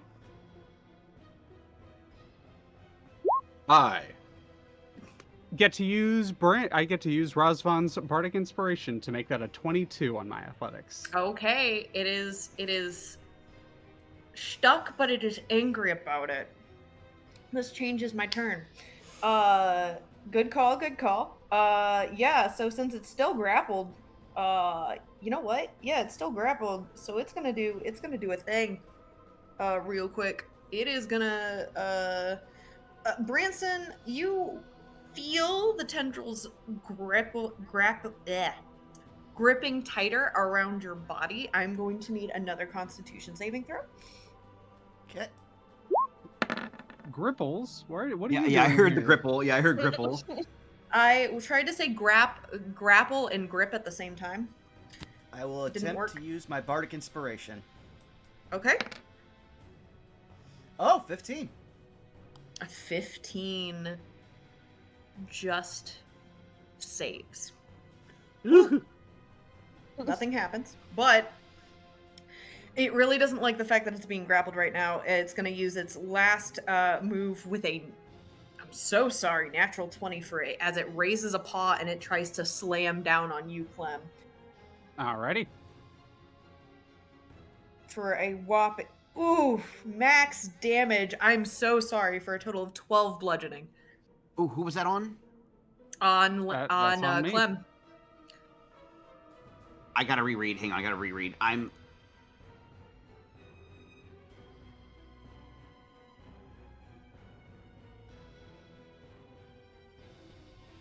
No, interception, the creature has to be within 5 feet of me. Okay. I can't intercept. Sorry. Oh yeah, that's totally fine. I thought interception was when a creature that takes damage within 5 feet of you, so that's good to know on my end. Yeah, it's when a creature you can see hits a target other than you within 5 feet of you. So it's talking about the creature. You can be you could have been on the other side of the wolf, but as long as I was adjacent to the wolf, I could have intercepted. Okay, actually, really quickly, does it say? I'm gonna just out of curiosity, almost. When a creature you can see hits another creature other than you within 5 feet of you with an attack, I believe it's referring to the target within 5 feet of you, not the creature. It says attacking. a creature you can see hits another creature within 5 feet of you. Is it I am going to rule. rule this. I am going to rule this as another creature within 5 feet. Okay. So does that mean, just moving forward, that you cannot use interception on ranged attacks? Because I know that is a major use for it, is like imposing the shield to block an arrow. So is that... I was gonna say, well, in this case, because it is a creature you can see hits another creature that is within 5 feet of you. It does not say ranged. It does not say. It just says that you have to be within 5 feet of whoever you're intercepting on behalf of. Oh, okay. It does not say. It does not say martial. It does not say ranged. It says an attack. The one thing that it does state, though, and I know this isn't an issue for Elena, is you have to have a shield or a simpler martial weapon. Yeah. All right. Well, I mean, in that case, I guess I can intercept that for Clem. You can, in fact, intercept that. I'll use my reaction to do so.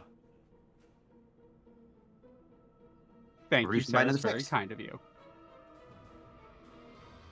Okay. I'll make sure to remember that going forward, that I just need to be adjacent to the person I want to assist. Yup. Okay, so a -6 to that.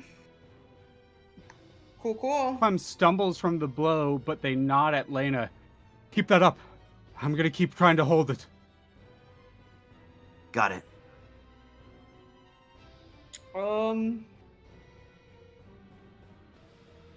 And I think, for the sake of things, we are about to hit the top of the turn order, but we're almost at the 2-hour mark. Let us take a really, really quick 5-10 minute break. Bio break, everyone. Get your drinks, use the bathroom. Sure, doctor. Sounds good. All right. I'm slightly sad because I kind of would have found it hilarious if Branch just got dragged by this fucking dog. It would have been very because that's funny, literally how it was gonna go. It's like it's just gonna drag you across. It's like when you hand dogs like bones or chew toys and they go take it somewhere else to go chew on You it. see the vision. Oh, thank you. I'll be taking this in the other room. Like, yes. Yeah, Branch has been doing that one thing you do with a dog whenever you're like actually struggling with it and you try to no-sell anything it's doing just completely straight-faced no matter how much it's making you struggle. He's been doing that as he just loses HP by the, like, bucket load.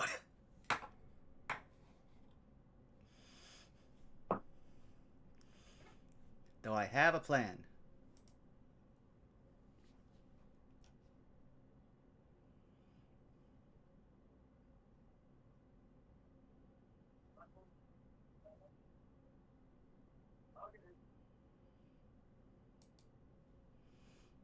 But hey, chat, I hope you're enjoying the boss battle. Yeah, what's up, chat?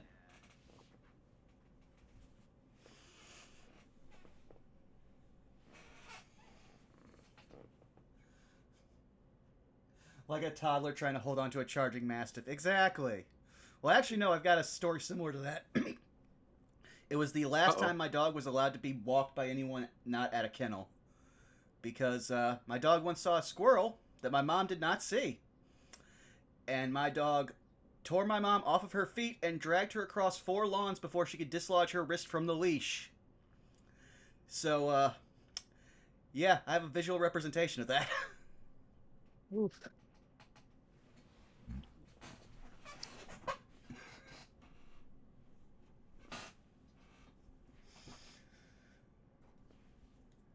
Oh yeah, no, he had the leg strength. He was a black lab boxer mix. He could actually, when he was still pretty young, he could almost jump as high as I was at probably about 5 feet tall. So Yeah, him had the leggies. yeah, I had it was a lab retriever and pit mix, and that guy was strong. He wasn't that big, but he was strong. Yeah. Oh, he was dense. Very, like you this he looked so jacked. It was so funny. But yeah, if he got out, there was no hope. You just had to let him run his course and he'd come back.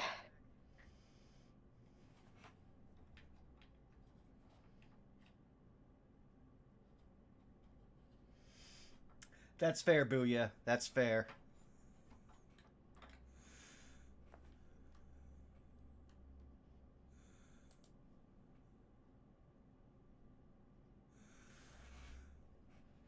But yeah, one of these days my channel divinity will actually like take hold on a main target. Today's not one of those days, but that's okay.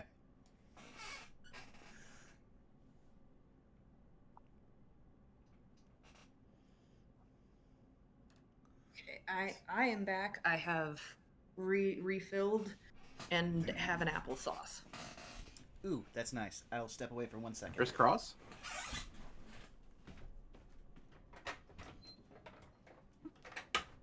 Everybody, clap your hands. Clap, clap, clap, clap, clap. I would clap. However, I have an applesauce packet in my hand, and if I clapped, the applesauce would go straight up.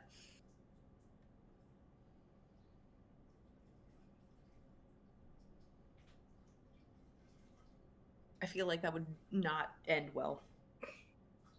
Probably. Or it would end amazingly.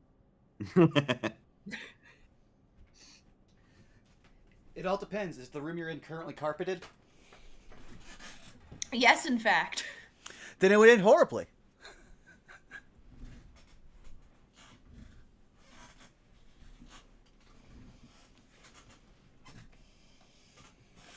But yes, I am back. Okay. Do we still need more time? Is everyone back?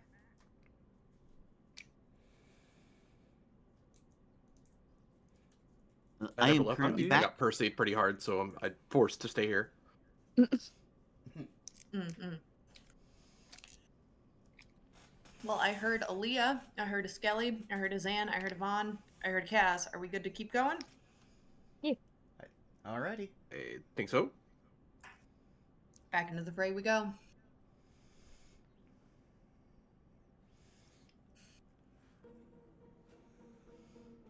Top of the turn order. Branson.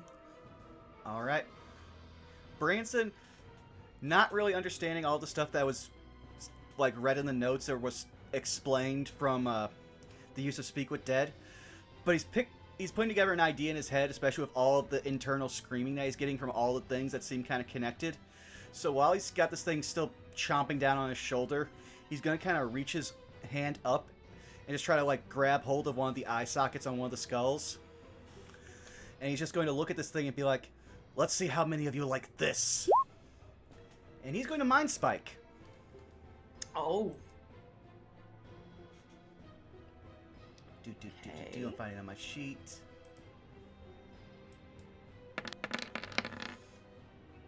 $15 wisdom save for 6 psychic damage. I'm doing a big read real quick because there's a specific thing and it doesn't make any mention of it. All right, cool.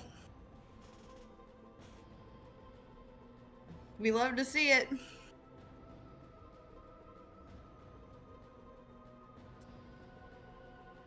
Just falls under your DC. Woo!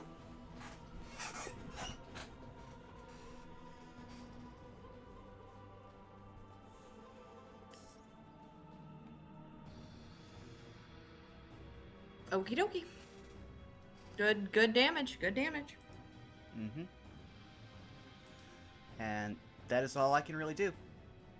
Alrighty. It is gonna take a legendary action. Damn right it is. Branson, I'm gonna need a Constitution saving throw. Oh boy. Natural 20, 22. Natural 20. As the tendrils continue to grip and wrap even fiercer, almost like crawling, like it's searching for a wound to find purchase. You kind of like pick little bits off of yourself as you were like, no, I see what you're doing. Nope, stop that. Mm-mm. And that will be its attempt at a legendary action. Next up, Clem. Clem is going to... They take like a sharp inhale, a through the nose inhale before letting out a sort of like almost exhale as cold mist begins to emanate from their mouth and wrap around their body, forming hard spikes of ice. So I'm going to use my action to cast an Armor of Agathis spell. Ooh. Oh, that one's really good. Yeah. Why I said protect me, Lena. Because it can get very nasty if you have damage reduction on it. And then as my bonus action, I kind of tighten the chains up, wrapping it around my hand a little bit more on both sides, and then pulling, squeezing, and I'm going to use my bonus action to do damage to a creature I am grappling. Now, go to sleep, 3 damage. Go to sleep, 3 damage. Amazing. Yeah, 3 go to sleep damage. That's my turn. I just imagine them quickly strangling each neck, but like super fast. Mm-hmm. Just 1 damage for each. Yeah. Bonus. At the end of my turn, Omen is going to use their action to go invisible again. Turn. Alrighty. Turn. Yeah, we're gonna go with a Festial. Well, I'm gonna keep using my beam unless you make me stop doing it. Which it again, it's only an action if you want to move it. So what would you like to do with your turn? Let's see. If I do anything else, it'll drop it, right?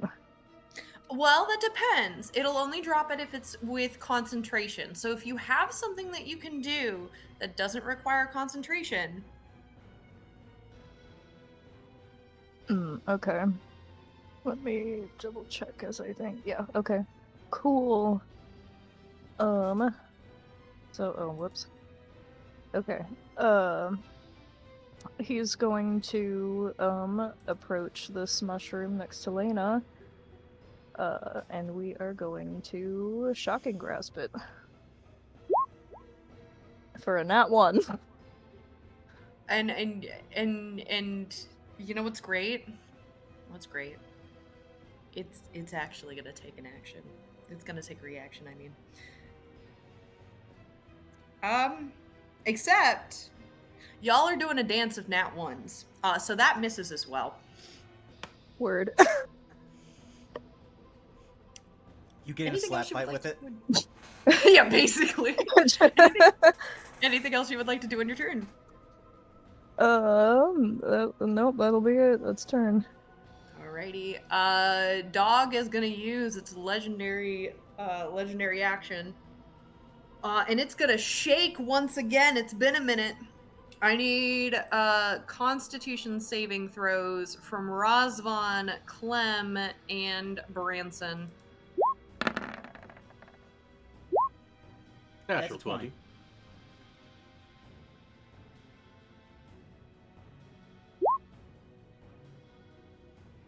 All right. 17.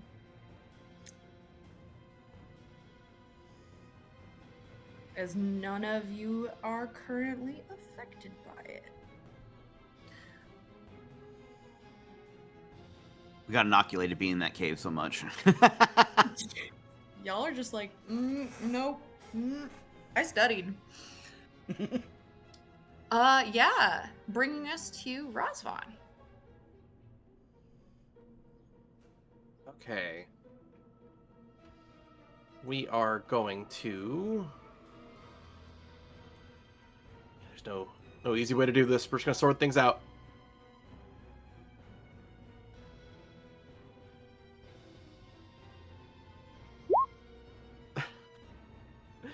I'm going to spend a point of inspiration. Yeah, do it. 17 to hit. Yeah. That's better. Yeah, that hits. This is 10 plus... Okay. Wait, I'm an idiot. This thing is immune to necrotic. Yeah, 10 damage, piercing. 10 damage. All right. Damage tracked.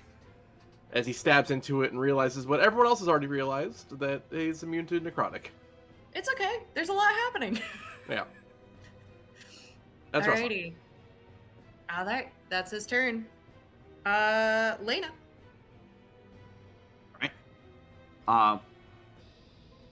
Going to once again assist the situation on the side. Going to lash out with what am I going to use? I'll attempt to hammer fist the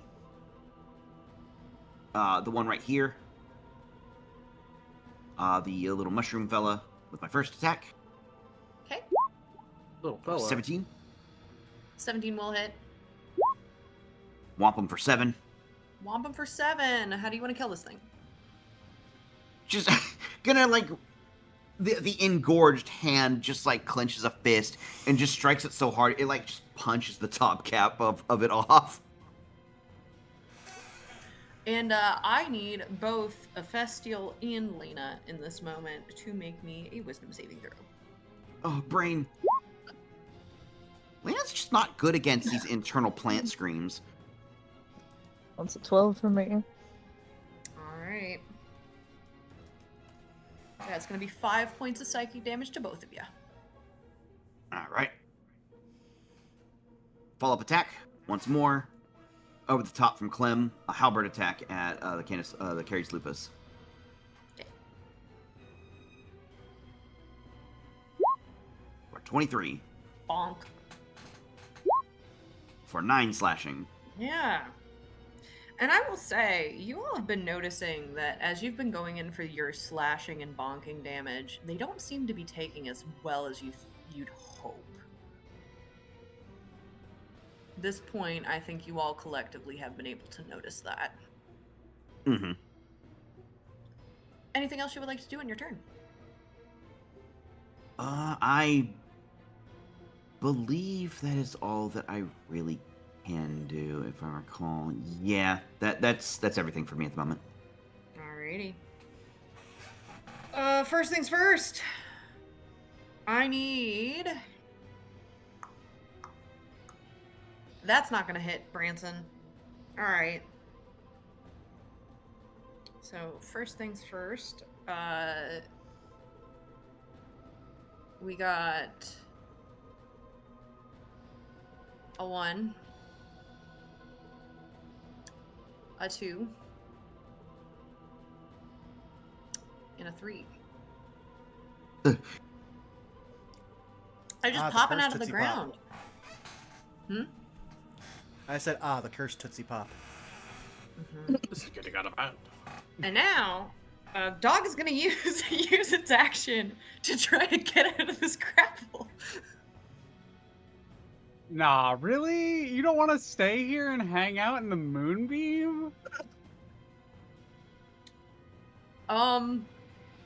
With disadvantage, that is going to be an 18. Alrighty, let's see how we do. Let's go gambling. Aw, dang it.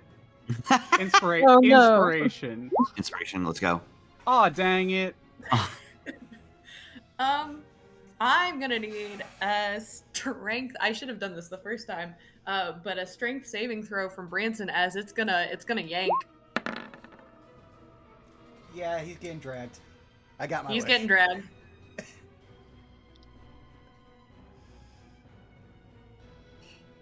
And that is going to be its turn. I do need that damage from the moonbeam because the moonbeam's still up. Own it. It started its turn, and regardless, it still singes a Yep, little bit. it's still 14. All right. Oof, it's getting spicy in here. It is writhing. It does not like that moonbeam. You actually can see at this point bits of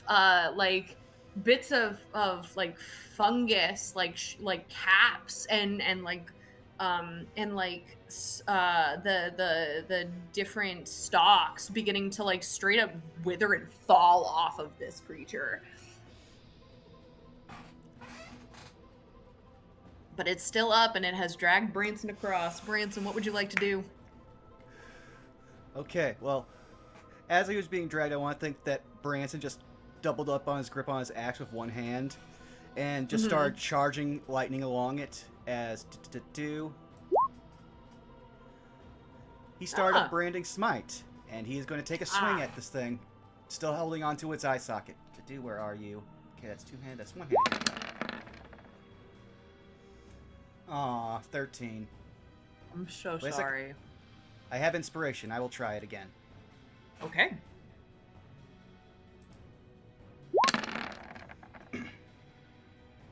I'm so sorry. Luckily, I have it until I take damage again. That's very true.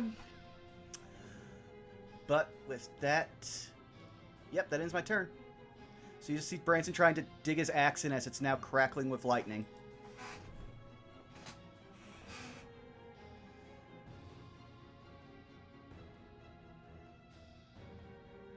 Alrighty.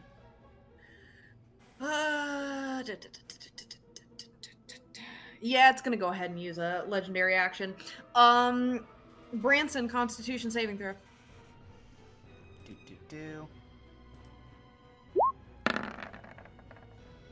That's a 20. 20. You are fed up of this thing, that's for sure. And that'll bring us to Clem. Clem is going to kind of stumble from. Where is it currently on the battlefield? It is. It's hard to see because of the smudge that's on the map, but it's right here. Okay, you might be able to, if you click on the token for it, there should be a right-click option to move it up, and it will bring it forward in front of other things. So that it is not hidden anymore. There we go. Thank you. All right, cool. Thank you.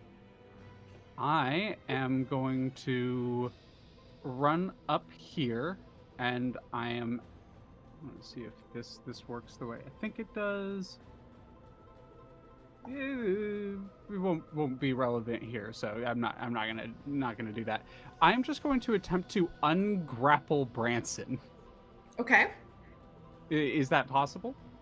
I will say that you can certainly try, but I cannot guarantee that it will garner results. How would I attempt?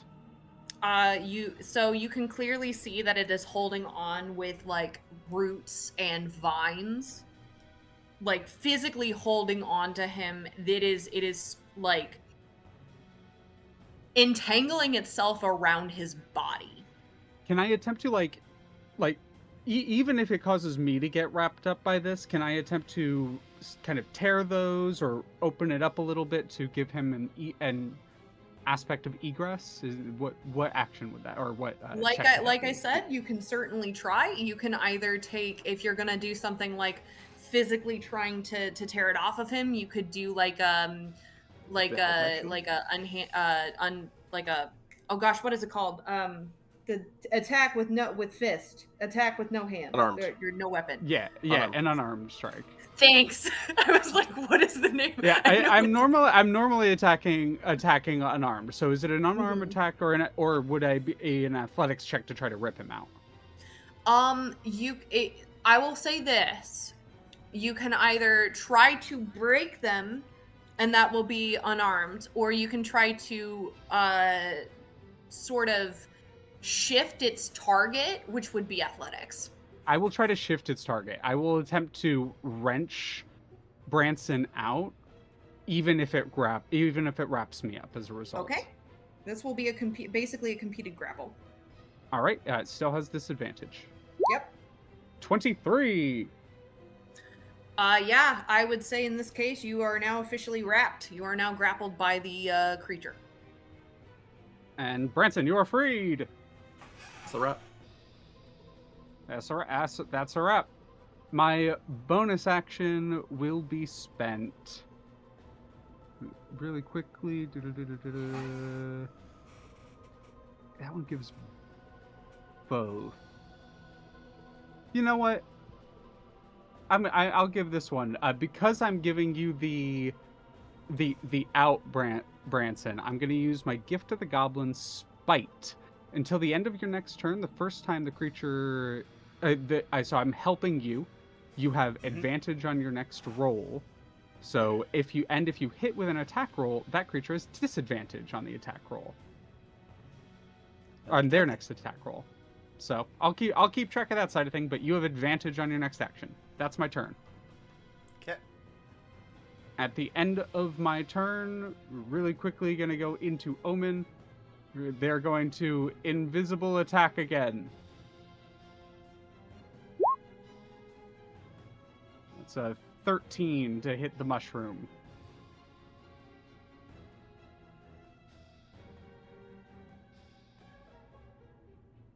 The mushroom? The mushroom, yes. Mushroom. Okay. For clarification, just for my sake, you are technically within 5 feet of two. One of them is sharing a space with the dog. The one that has are you been the one injured... that's right next to Branson, or the one that's below you? To be clear, this is Omen attacking. This is Omen. Sorry. So Yes. it is the but still, which mushroom one? the mushroom that they have damaged previously. Okay, perfect. And that will hit. All right, 7 points of damage. How do you want to kill this thing? I think you will watch as Omen flies into the air, turns into a rat mid-air, and lands on this thing, and just like starts chewing a hole through it. I'm gonna need a wisdom saving throw. Oh yeah. My creepy little familiar would absolutely do this. You know, it is functionally a sting attack. I think the flavor is too good there. Wisdom save? I'm so sorry. It's gonna take the damage. Yee? It's gonna be 5 psychic damage. 5 psychic damage. They're still up. Okay. Good to know. And that's Omen's turn? That's Omen's turn. Alright. Ephestial, you're up. Alright, he's gonna move up here. And we're putting the beam back on the dog. It's like keep away, but backwards. So I really quickly, I'm gonna have Part to... of me has a curious question. Aww. That moonbeam is doing pure radiant damage. I wonder if it's able to purify the spores of the ground it travels on. So far... I don't think it would have crossed any. I was gonna say, so far it has not crossed any, but that is an interesting theory. Interesting thing. You're just like UV lighting like the area. Now, what's interesting is by putting it here, it hits 2 different things. Because there is, in fact, a mushroom underneath the dog. Mmm. Go ahead and roll me damage. Roll damage. 16. How do you want to kill the mushroom that's under the dog? I imagine the light passes on top of it and then it just ceases to exist. It's like, oh my gosh, what is it, I have the scene in my head. It is from an anime. Is it Akira, where like the light passes over and it just eviscerates everything underneath it? Is that it? I don't remember the No? anime, but the idea is there, yeah. Yeah, like the scene is very vivid in my head. Yeah. I'm trying to place the source material. Like when you Anyway. get engulfed in light and then it just And stops you just being in simply frame. stop. Yeah. Yeah. Yeah. All right. Anything else you would like to do in your turn? Nope, that's turn. All right. Legendary action time. I need con saves from Branson, Clem, and Rosvon as it lets out another very, very massive, massive cloud of mold. 16. Y'all.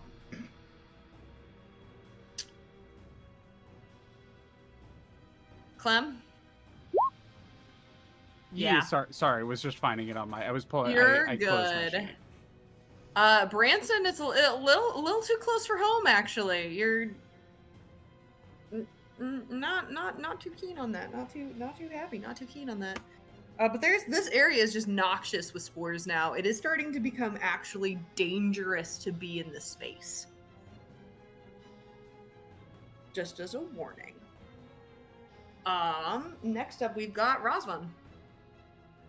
All right, Rosvan is going. I just don't think of the best option here. I guess we can try it. We're gonna do a cloud of daggers. Okay. No, never mind. We're gonna drop concentration on bestow curse, and we're going to do a cloud of daggers. Okay. Like, all my stuff is necrotic, so I'm like trying to parse it out. I'm right there with you, babe. A 5-foot cube centered at the point of your choosing. So I guess it just hits. I guess you'll just put it on top of the creature. Yeah, sure. I'm gonna make it like a dark blue.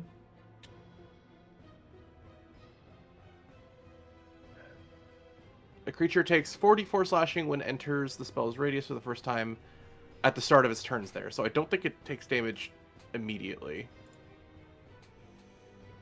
Just at the start of its turn. Generally, things don't take damage from AoEs immediately. It's at the start of their turn. With Yeah, the exception of Heckin' exceptions. Moonbeam.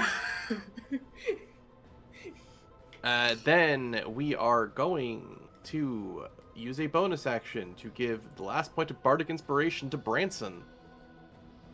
I appreciate it. And that is Rosvan's turn. Okay. Yeah. Next up, we got Lena.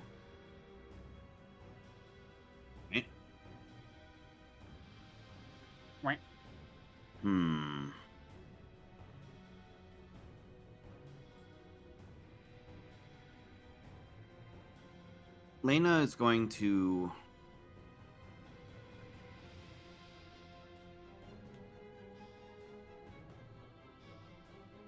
which one?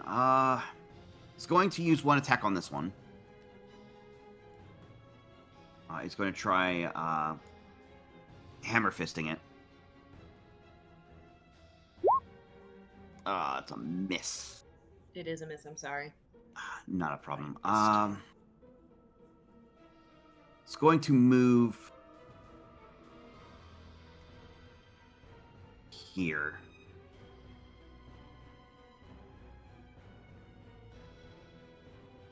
Okay. It's going to use a pair of Splintering Claws attacks on the mushroom to the south of Clem. Okay. So it'll be 1, which is 22. All right, I'll take that for 6 piercing. And we'll follow up Yeah. with- all right, and we'll follow up with the bonus action attack granted for 15 to hit. Yep. For 4 slashing. Okay. It is still up. I am going to need a wisdom saving throw, Lena. Nah. I'm so sorry. That's going to be 5 points of psychic damage. As you, the tinnitus is real at this point. Yeah. All right. She's looking pretty haggard at this point. The voices in her head are starting to get to her. They're that'll- just screaming. They're not even saying anything. They're just shrieking. So you try to translate it, it's just all right, that'll do it for her turn. Alrighty. First things first. Couple of attacks on the nope. Yeah, just the one attack, and that's gonna be on Lena, but that is a natural 1. Would you like an attack of opportunity? It's on the mushroom. Yep, on the mushroom. Sure, I'll perform. Ooh. No, actually, I'm gonna save my reaction. Okay. Second thing, as mentioned, the spores in the area have gotten too thick, and I do need another Constitution saving throw from Razvan, from Branson, from Clem, and from Lena.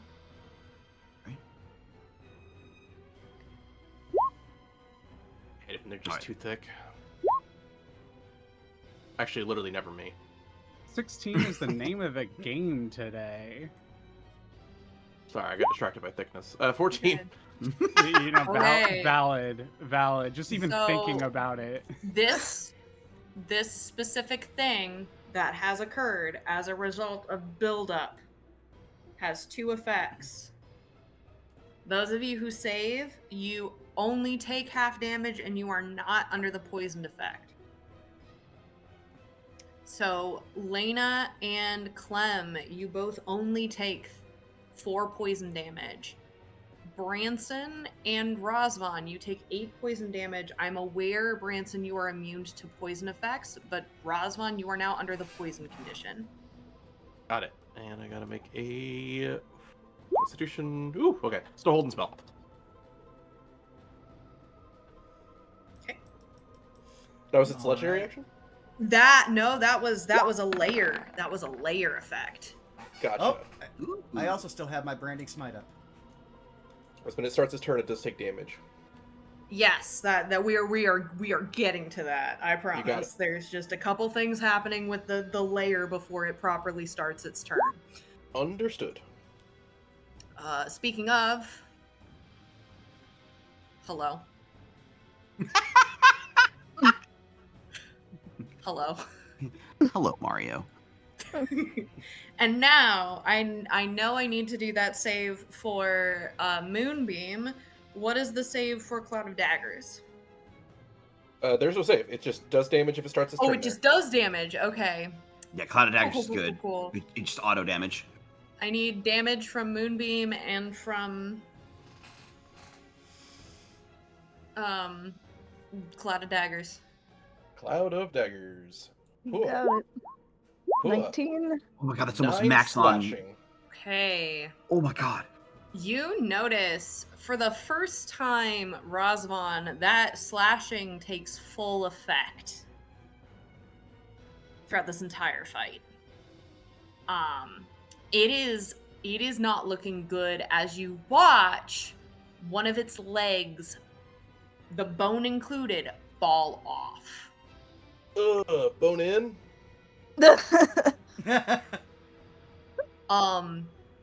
I have a question, Leah, Clem. Mm-hmm. Are you prepared for what's about to happen? Hit me! Strength saving throw. Come on! Leah's really out here like, do it! Do it! I know, I've been begging. I've 2 turns. I've wanted this thing to attack me, and it's been save. So first I need a strength save. Yeah. 17. Oh my god.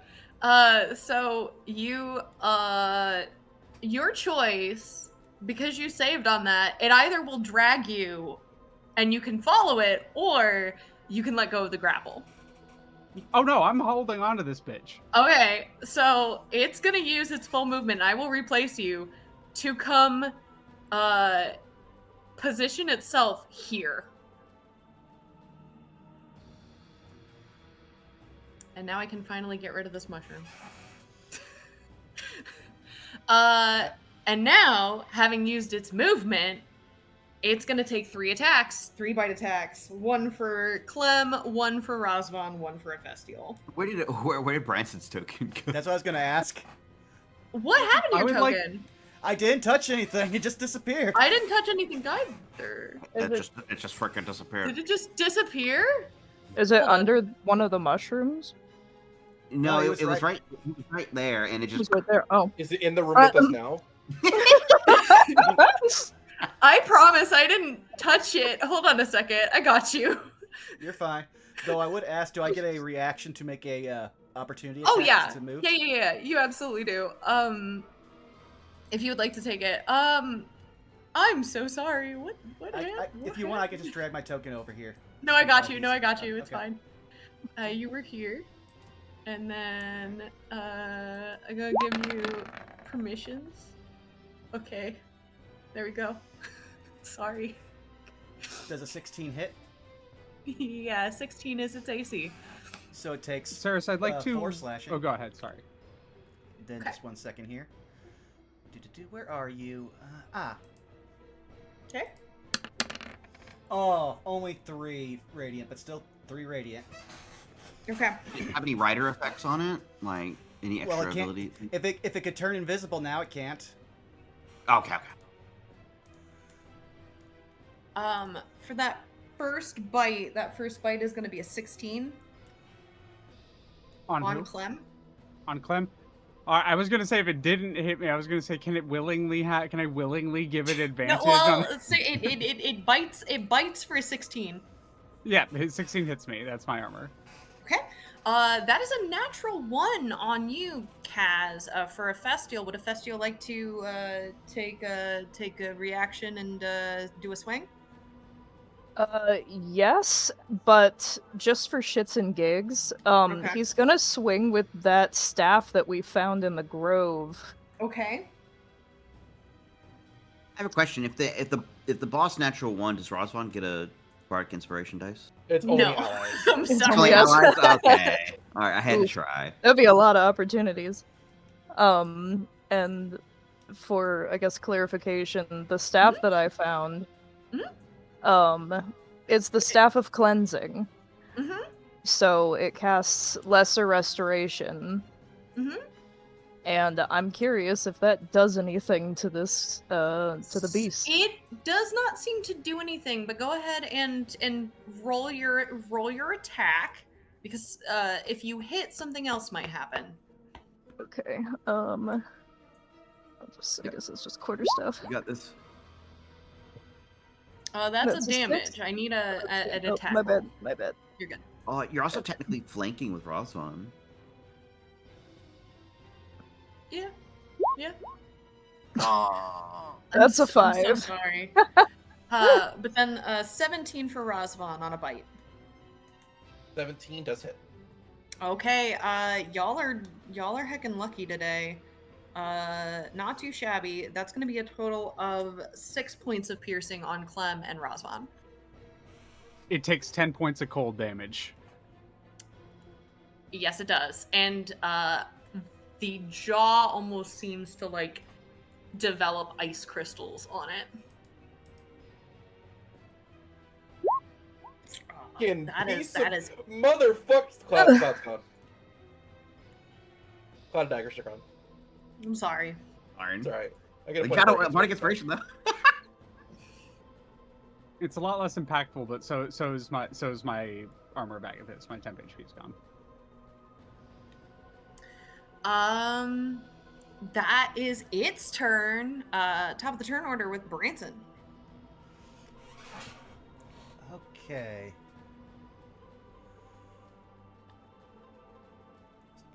Well, since no one else has used one right now, I think I will opt to roll my top of the round D100. Okay. Roll me a D100. A 2. A 2. The lid. I'm gonna whisper you something really quickly. Oh, okay. Oh, good. Will do. Yep. As I roll this.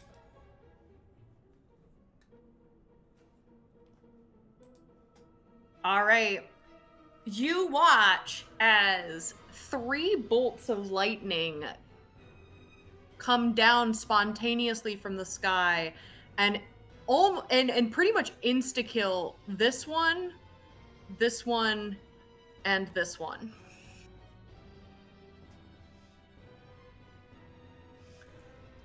All right, now I have a question. Does that take up my action? Nope, that was a D100 roll from the DM. Awesome. Okay. Yippee! Let me just Something just happened. back up. Yep. Something just happened. That just happened. Moving right up here, and I'm going to burn my last 2nd level to try Branding Smite one more time. Okay. Swing better. That's an 18. 18 will hit. I was gonna say you have advantage. I don't know if you rolled it. I rolled that on my opportunity attack earlier. Oh, gotcha. Yeah, all good. Okay, so that's 13 slashing and 9 more radiant. So interesting. It's what conglomerate of tails drops on the ground. And I need a Festial, Clem, Branson, and Razvan to all roll me wisdom saves.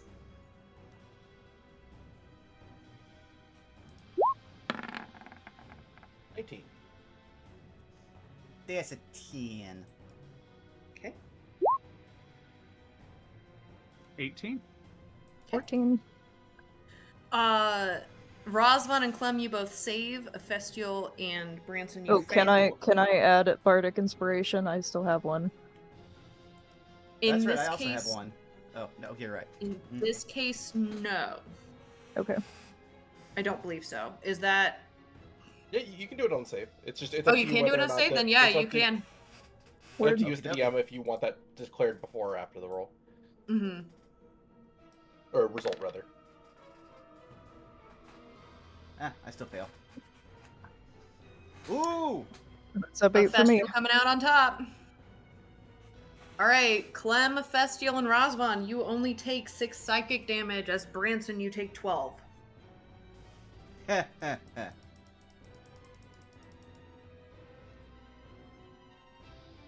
As this thing whimpers and writhes in agony. It's looking pretty bad, y'all. It's Mood. looking pretty bad. Same.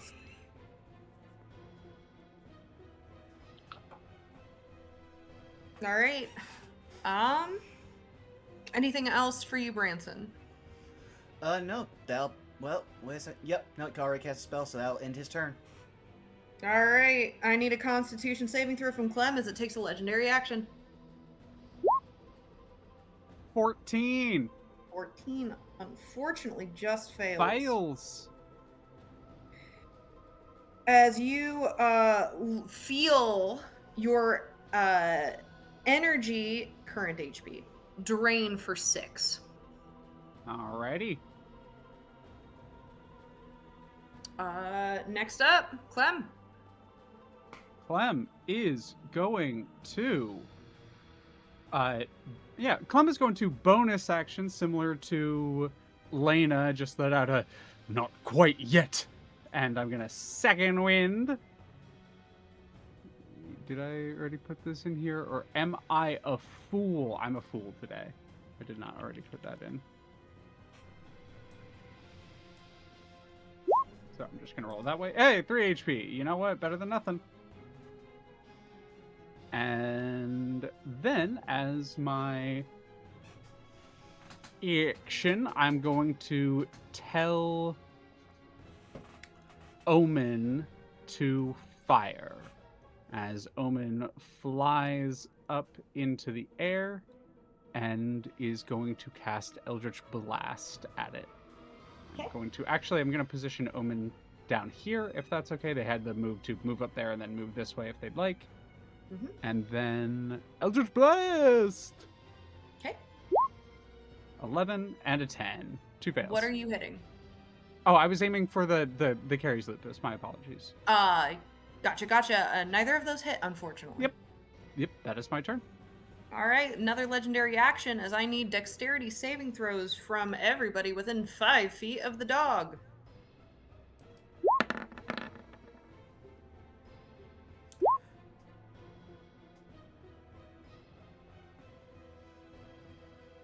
Oh my gosh, I'm rolling so low today.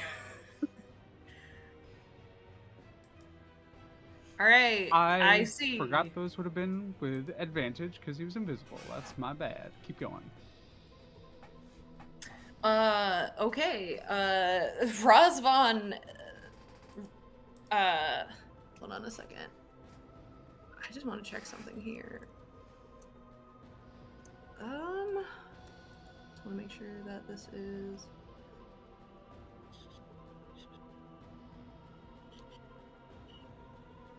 There's a lot happening. I want to make sure. Okay, yes. Okay. So, Razvan, you save, which means you only take half. The rest of you will take full, as that is 8 bludgeoning, and Razvan, that's 4.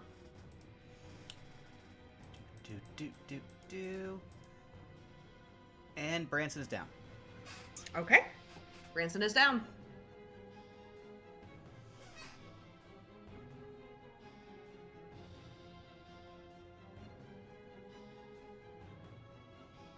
That is legendary action. Clem's turn, and now it's a Festial's turn. Yeah. Okay, he's going to run over here. Are you going to run around? You cannot run through the dog. Oh, okay. Wait, where was I? Here? You were here. You So that could would be- use that little passageway to go up and around, but you cannot cut straight through the dog. Right, okay, hold on.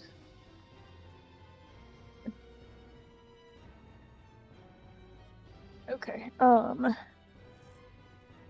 the black path, that's Difficult terrain. difficult terrain, okay. Mhm. Then I will go here. And we're gonna continue to move Moonbeam. Okay.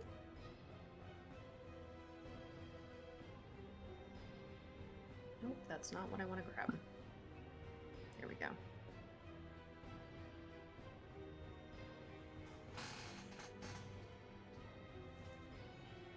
There we go.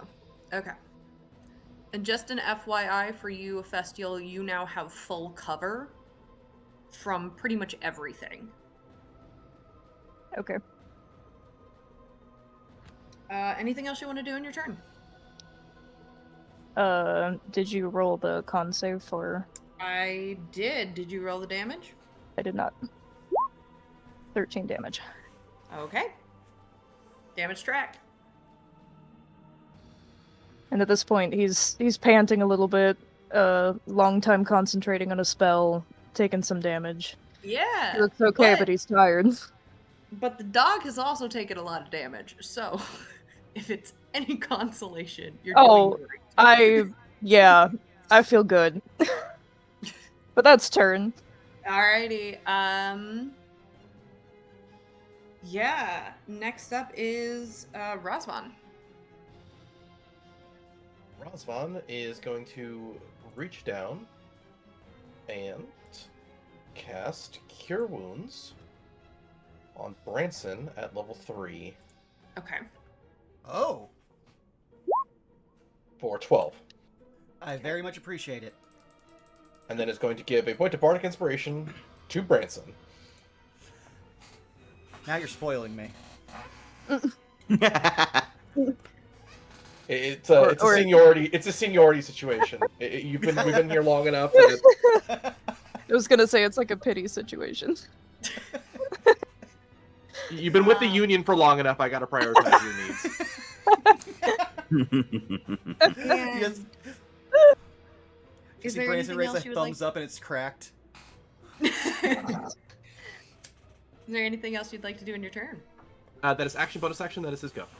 All right, I am going to, for the first time, use a third legendary action, and I need Constitution saving throws from Branson, Razvan, and Clem. As another burst of spores is shook out of this creature.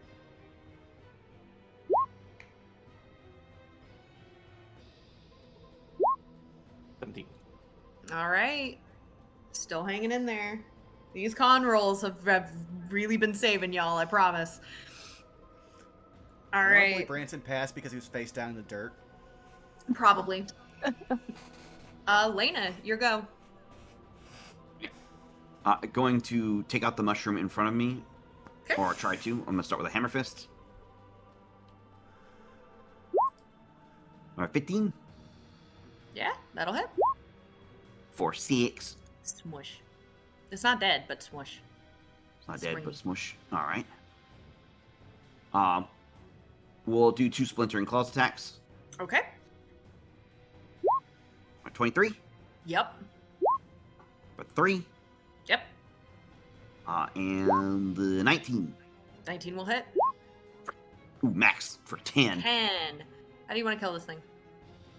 And just gonna take it apart. Just going to use the multiple hands to just pull it apart like Laffy Oh, there he Taffy. is. Oh, It was actually underneath the It was mushroom. under the was a Branson. Now, how are there 2 of them? Good question. Lena's going to move up to try and help safeguard Razvan from attacks and try to box the wolf in. Okay. All right, and that will do it for her turn. Alrighty. Sure. First things first. The air is not doing so well, and I need specifically con saves from Branson and Razvan. Woo! Nat 20. Okay. Soft 20. Okay. You are not inflicted with, although Razvan, that would have been really bad if you would have gotten. You're not inflicted with Razvan? No. I mean, you're Damn. not, but you only take half damage, which is good for you. So wow, I really am rolling really poorly today. That's two poison damage that the 2 of you take.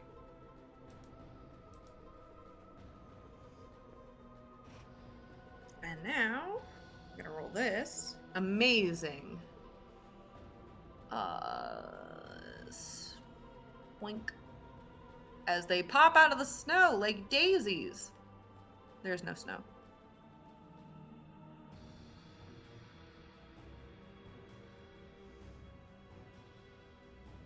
And now it is dog turn. It is time for dog. It's gonna take this time to try and bite, but I am going to see who it's going to attack. Okay. First bite attack is going to be against Clem. Second one is going to be against Razvan, and third is going to be against Lena.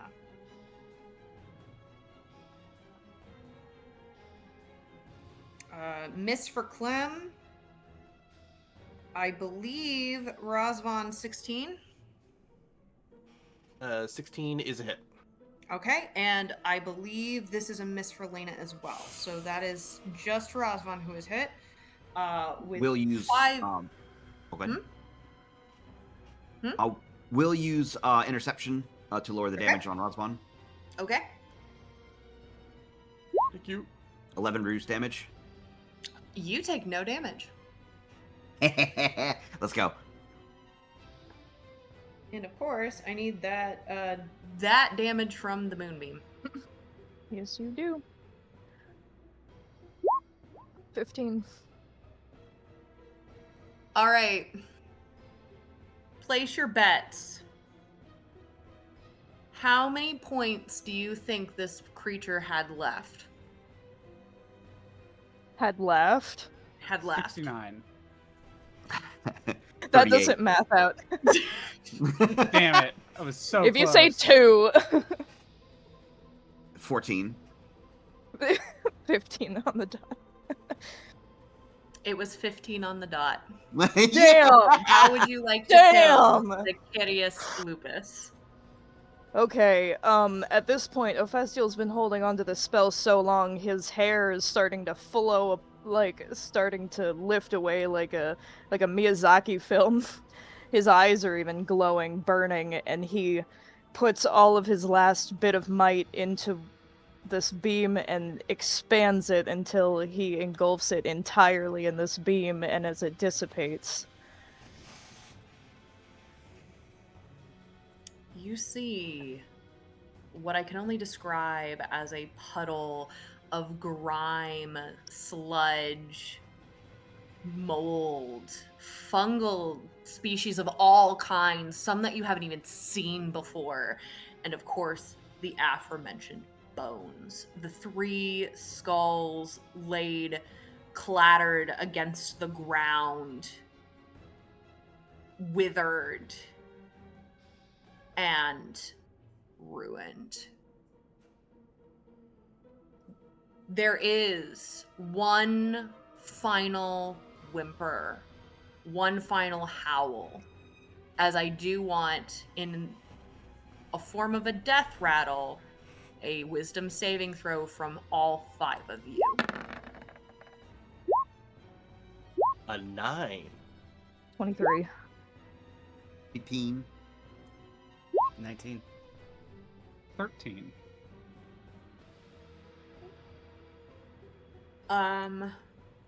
Ophastiel, Branson, you both save and only take half. The rest of you take full. Fuck me up. As those of you taking full take 20 psychic damage. Holy shit. Down. Damn, yeah, that knocks Lena out. And the rest of you who succeed only take half. 10. Rossman is also down. Okay. Who is still up? I am. Okay. Branson's hanging on with 1 HP. Okay. Clutch ass heal. It is top of the turn order. Branson. Branson immediately, like, barks out, like, coughing up blood. Healing! And, 1 second. Why is everything so buried in this sheet? Rosvan gets back 7. Okay. And for his action, he will attempt to stabilize Clem next to him. Okay. Are you doing a medicine check? Yes, if you'll allow it. Yep. 15. Clem, you are stabilized. Stabilized. Got stabilized. Stabilized. Anything else you would like to do? stabilized, You stabilized. can, in fact, walk on the dog corpse, if that is something you would like to do. That is action and bonus action. I meant more so for movement. Oh, You are allowed to walk on the dog corpse if you would like to do that. I have no need to trample on the corpse. I don't know about that. Oh. Well. Then I think Branson's especially where he wants to be, where he's in range to help either Rosvan or Clem, especially while they're not well. Okay.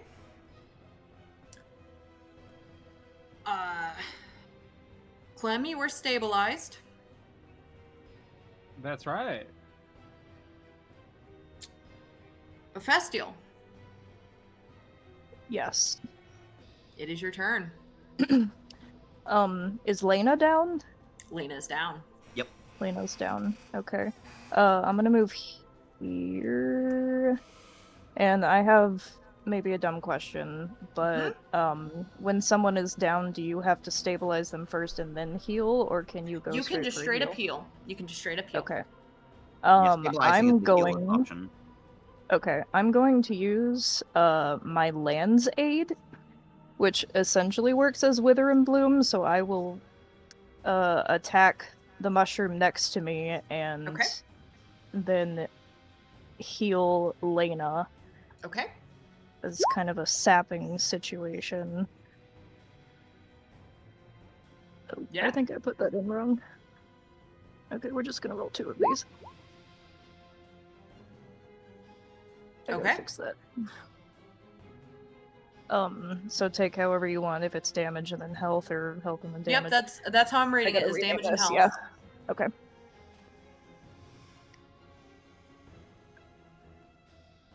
All right, so that's is that a total of 13 back to Lena? I believe how it works is oh, and there's a con save. Let me just read it because I can't put it on the map. Please do. So each creature of your choice in a 10-foot radius sphere is centered on the point of my choosing, which I would choose on top of the fungus. And each creature of your choice in the sphere must make a DC 11 con saving throw, taking 2d6 necrotic damage on a failed save, or half on a successful one, and then one creature of my choice in that area regains 2d6 HP. Okay, both of them fail.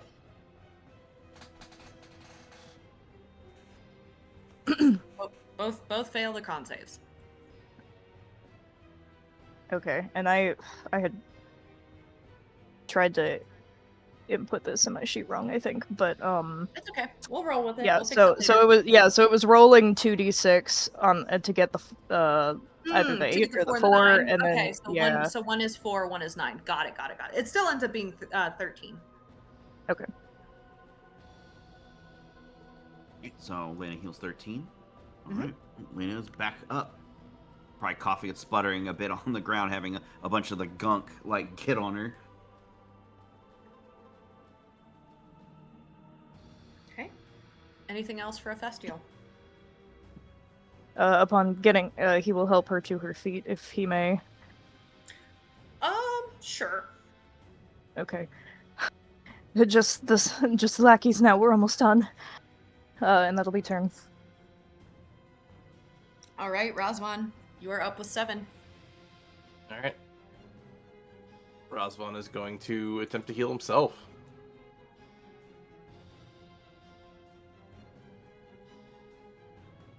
A level 2 for 9.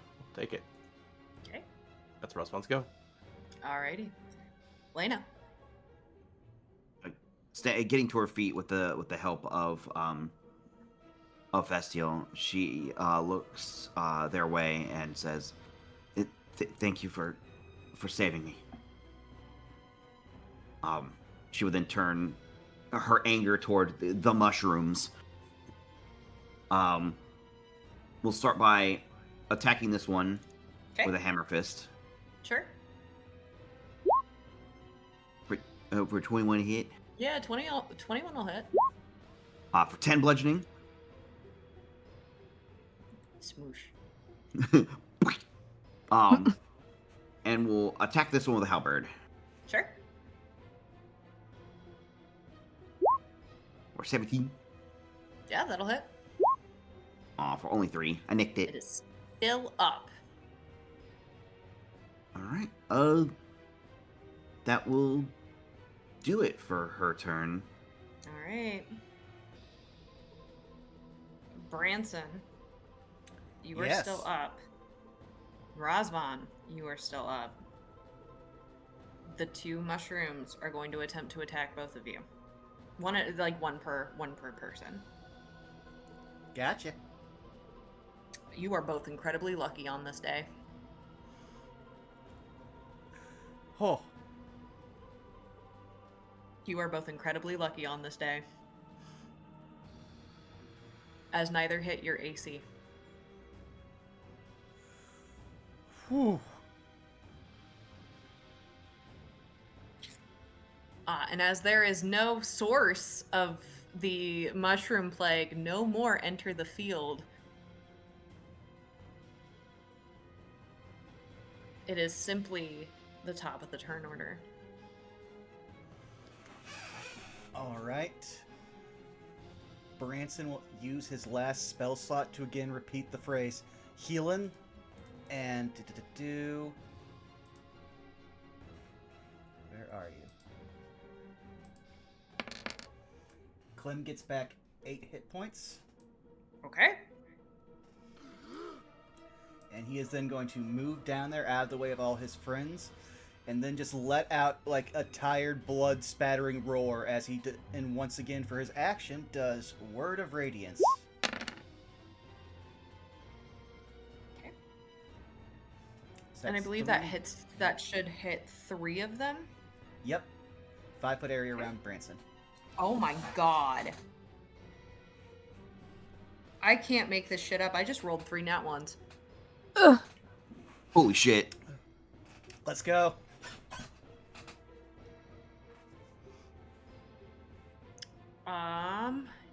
Yeah, I believe all 3 of them are still technically up, but that was nasty. I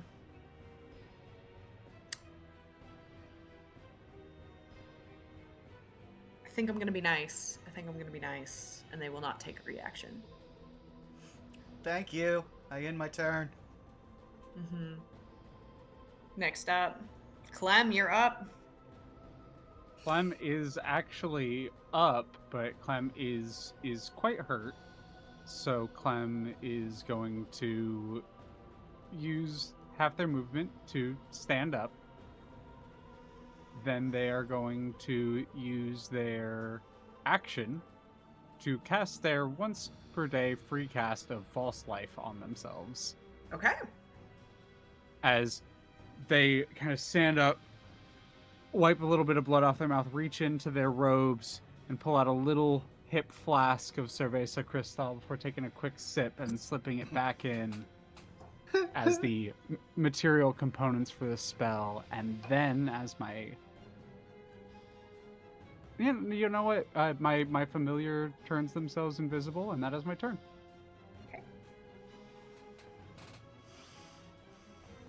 Next up, Hephaestial. I have a question for you, Leo. What form is Omen in right now?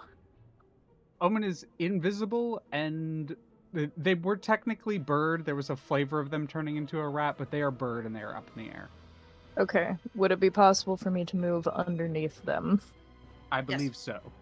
Okay. Yes. Perfect. So I am needing to find my character sheet. There we go. Okay. And facing towards the west on the map, looking real haggard and real tired and annoyed. He's going to pull out his water skin and dribble a little bit on the ground as I cast Tidal Wave. Oh my god. And from that little dribble starts a I'm pretty onslaught of roaring water directed at these 3 mushrooms at the very south. Yeah. Yeah. So it is a I don't know if it's possible for them to succeed on this. Hold on, let me look. and in doing Yeah. so, if it helps, this is also a move in an attempt to try to neutralize the spores in the air by dampening them. Yeah, okay. And I did do some peeping at my stat sheet. They are incapable of succeeding on this save. Brilliant. Like even a natural 20 technically does not make the save. This is so overkill, but it's funny. That's a 16 bludgeoning damage Oh on yeah. all 3. If anything, we just want to be done. Yeah. Yeah, and you do watch as not all, but the water does seem to have an effect on the sporage. And then the water expands out in all directions. The water remains. That's great. Yeah. Yeah, it's wet. It is now wet. It is now wet. And that's turn. And that is turn. Razvan. Razvan, you're up. Razvan is going to try and stab at this one. Okay.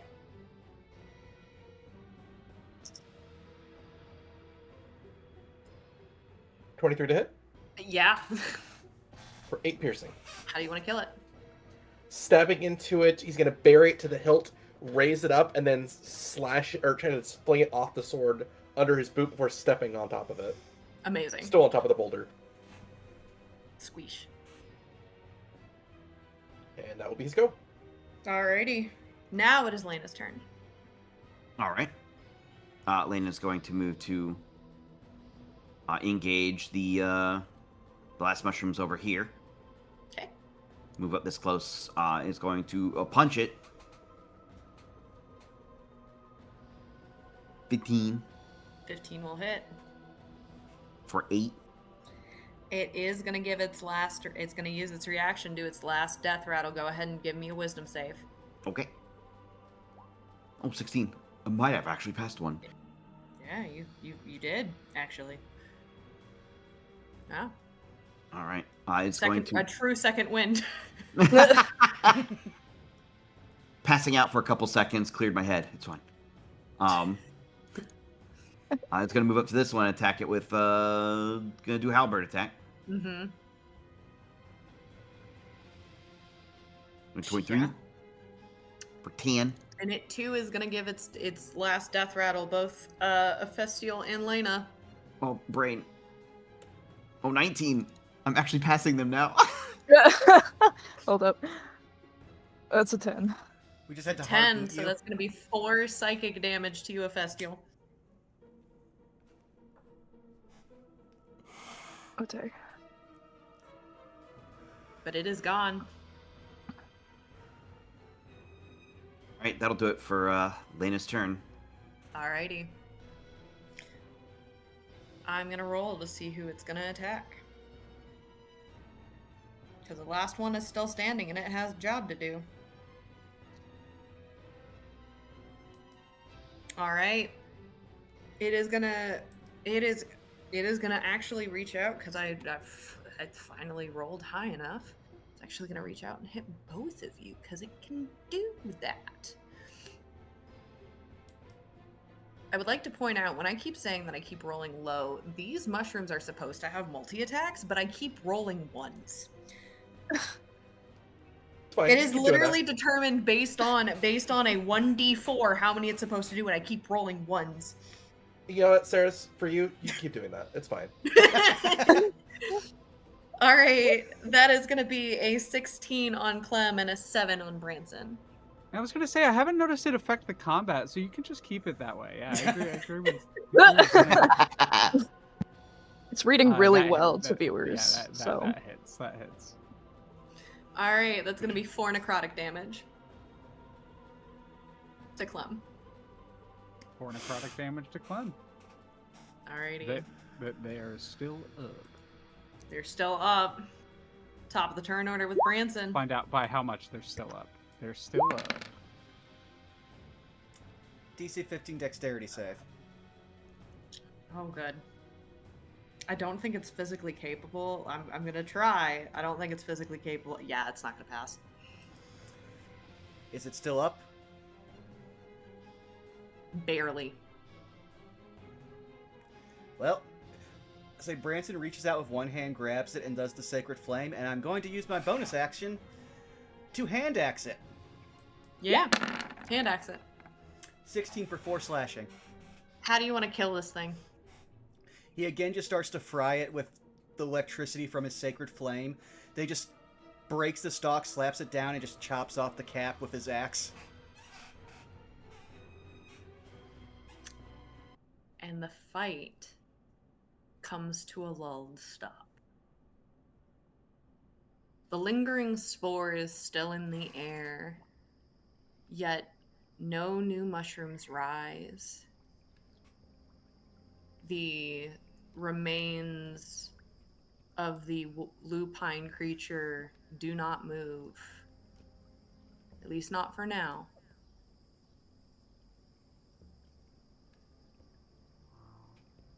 In this moment of lull, what do you all do?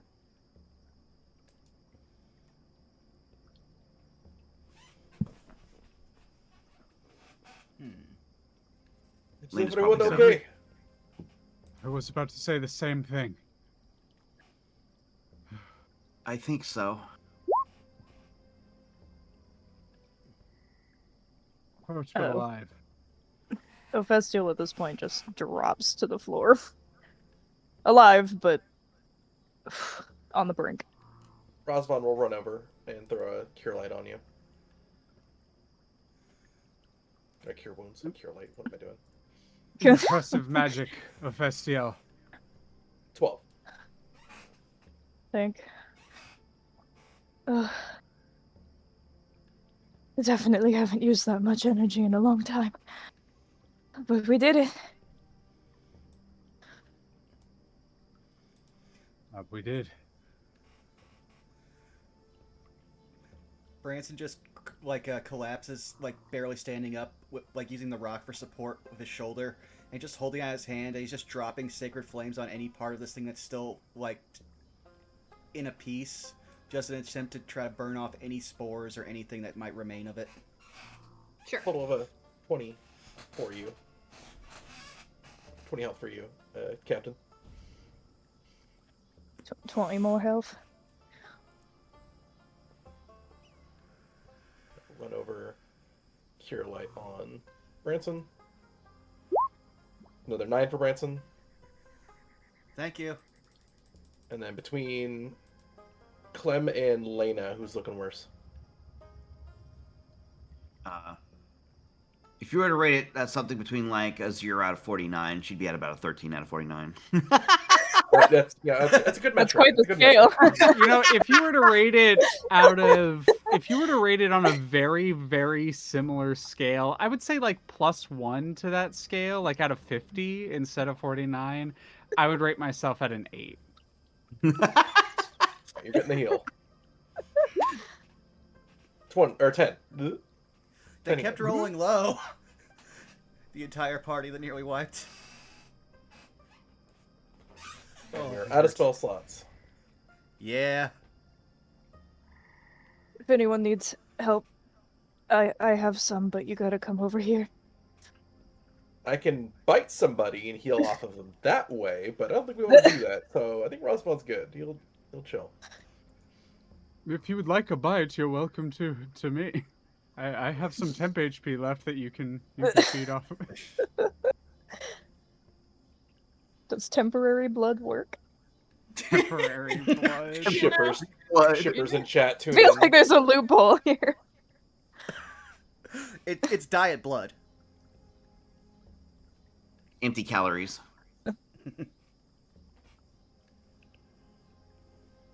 Really all chemicals. What isn't chemicals? Ooh. Good work, You everyone. take it all in. You get the sense, finally able to sort of see everything. That this grove simply becomes a nasty thicket of trees. That this opening is probably the last bit of open space. Your options at this point seem limited. They seem to be only one: to go back from whence you came. I'm assuming leaning on each other and assisting each other. The 5 of you begin the trek through the mist and through the trees back to your ship.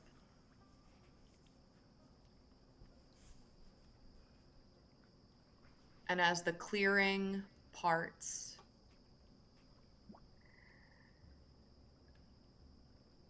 the cauldron now once again in view.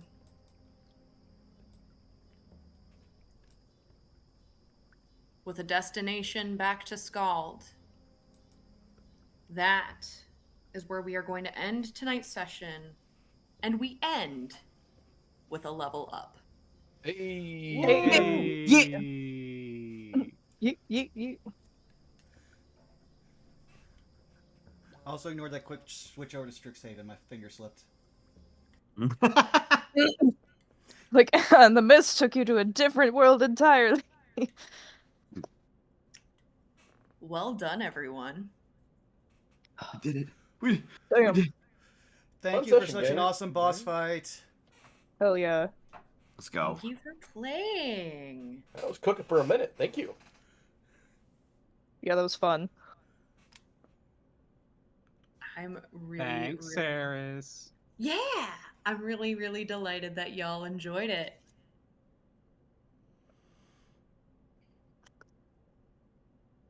Hells yeah.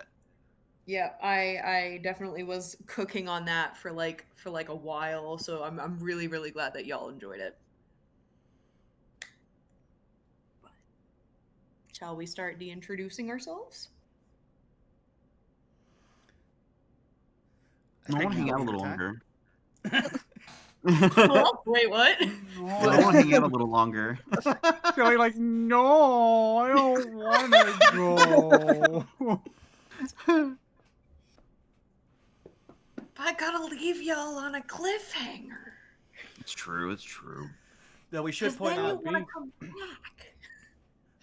true, though I do think it's a good Sure, time I that wouldn't we want to come switch back forward. otherwise.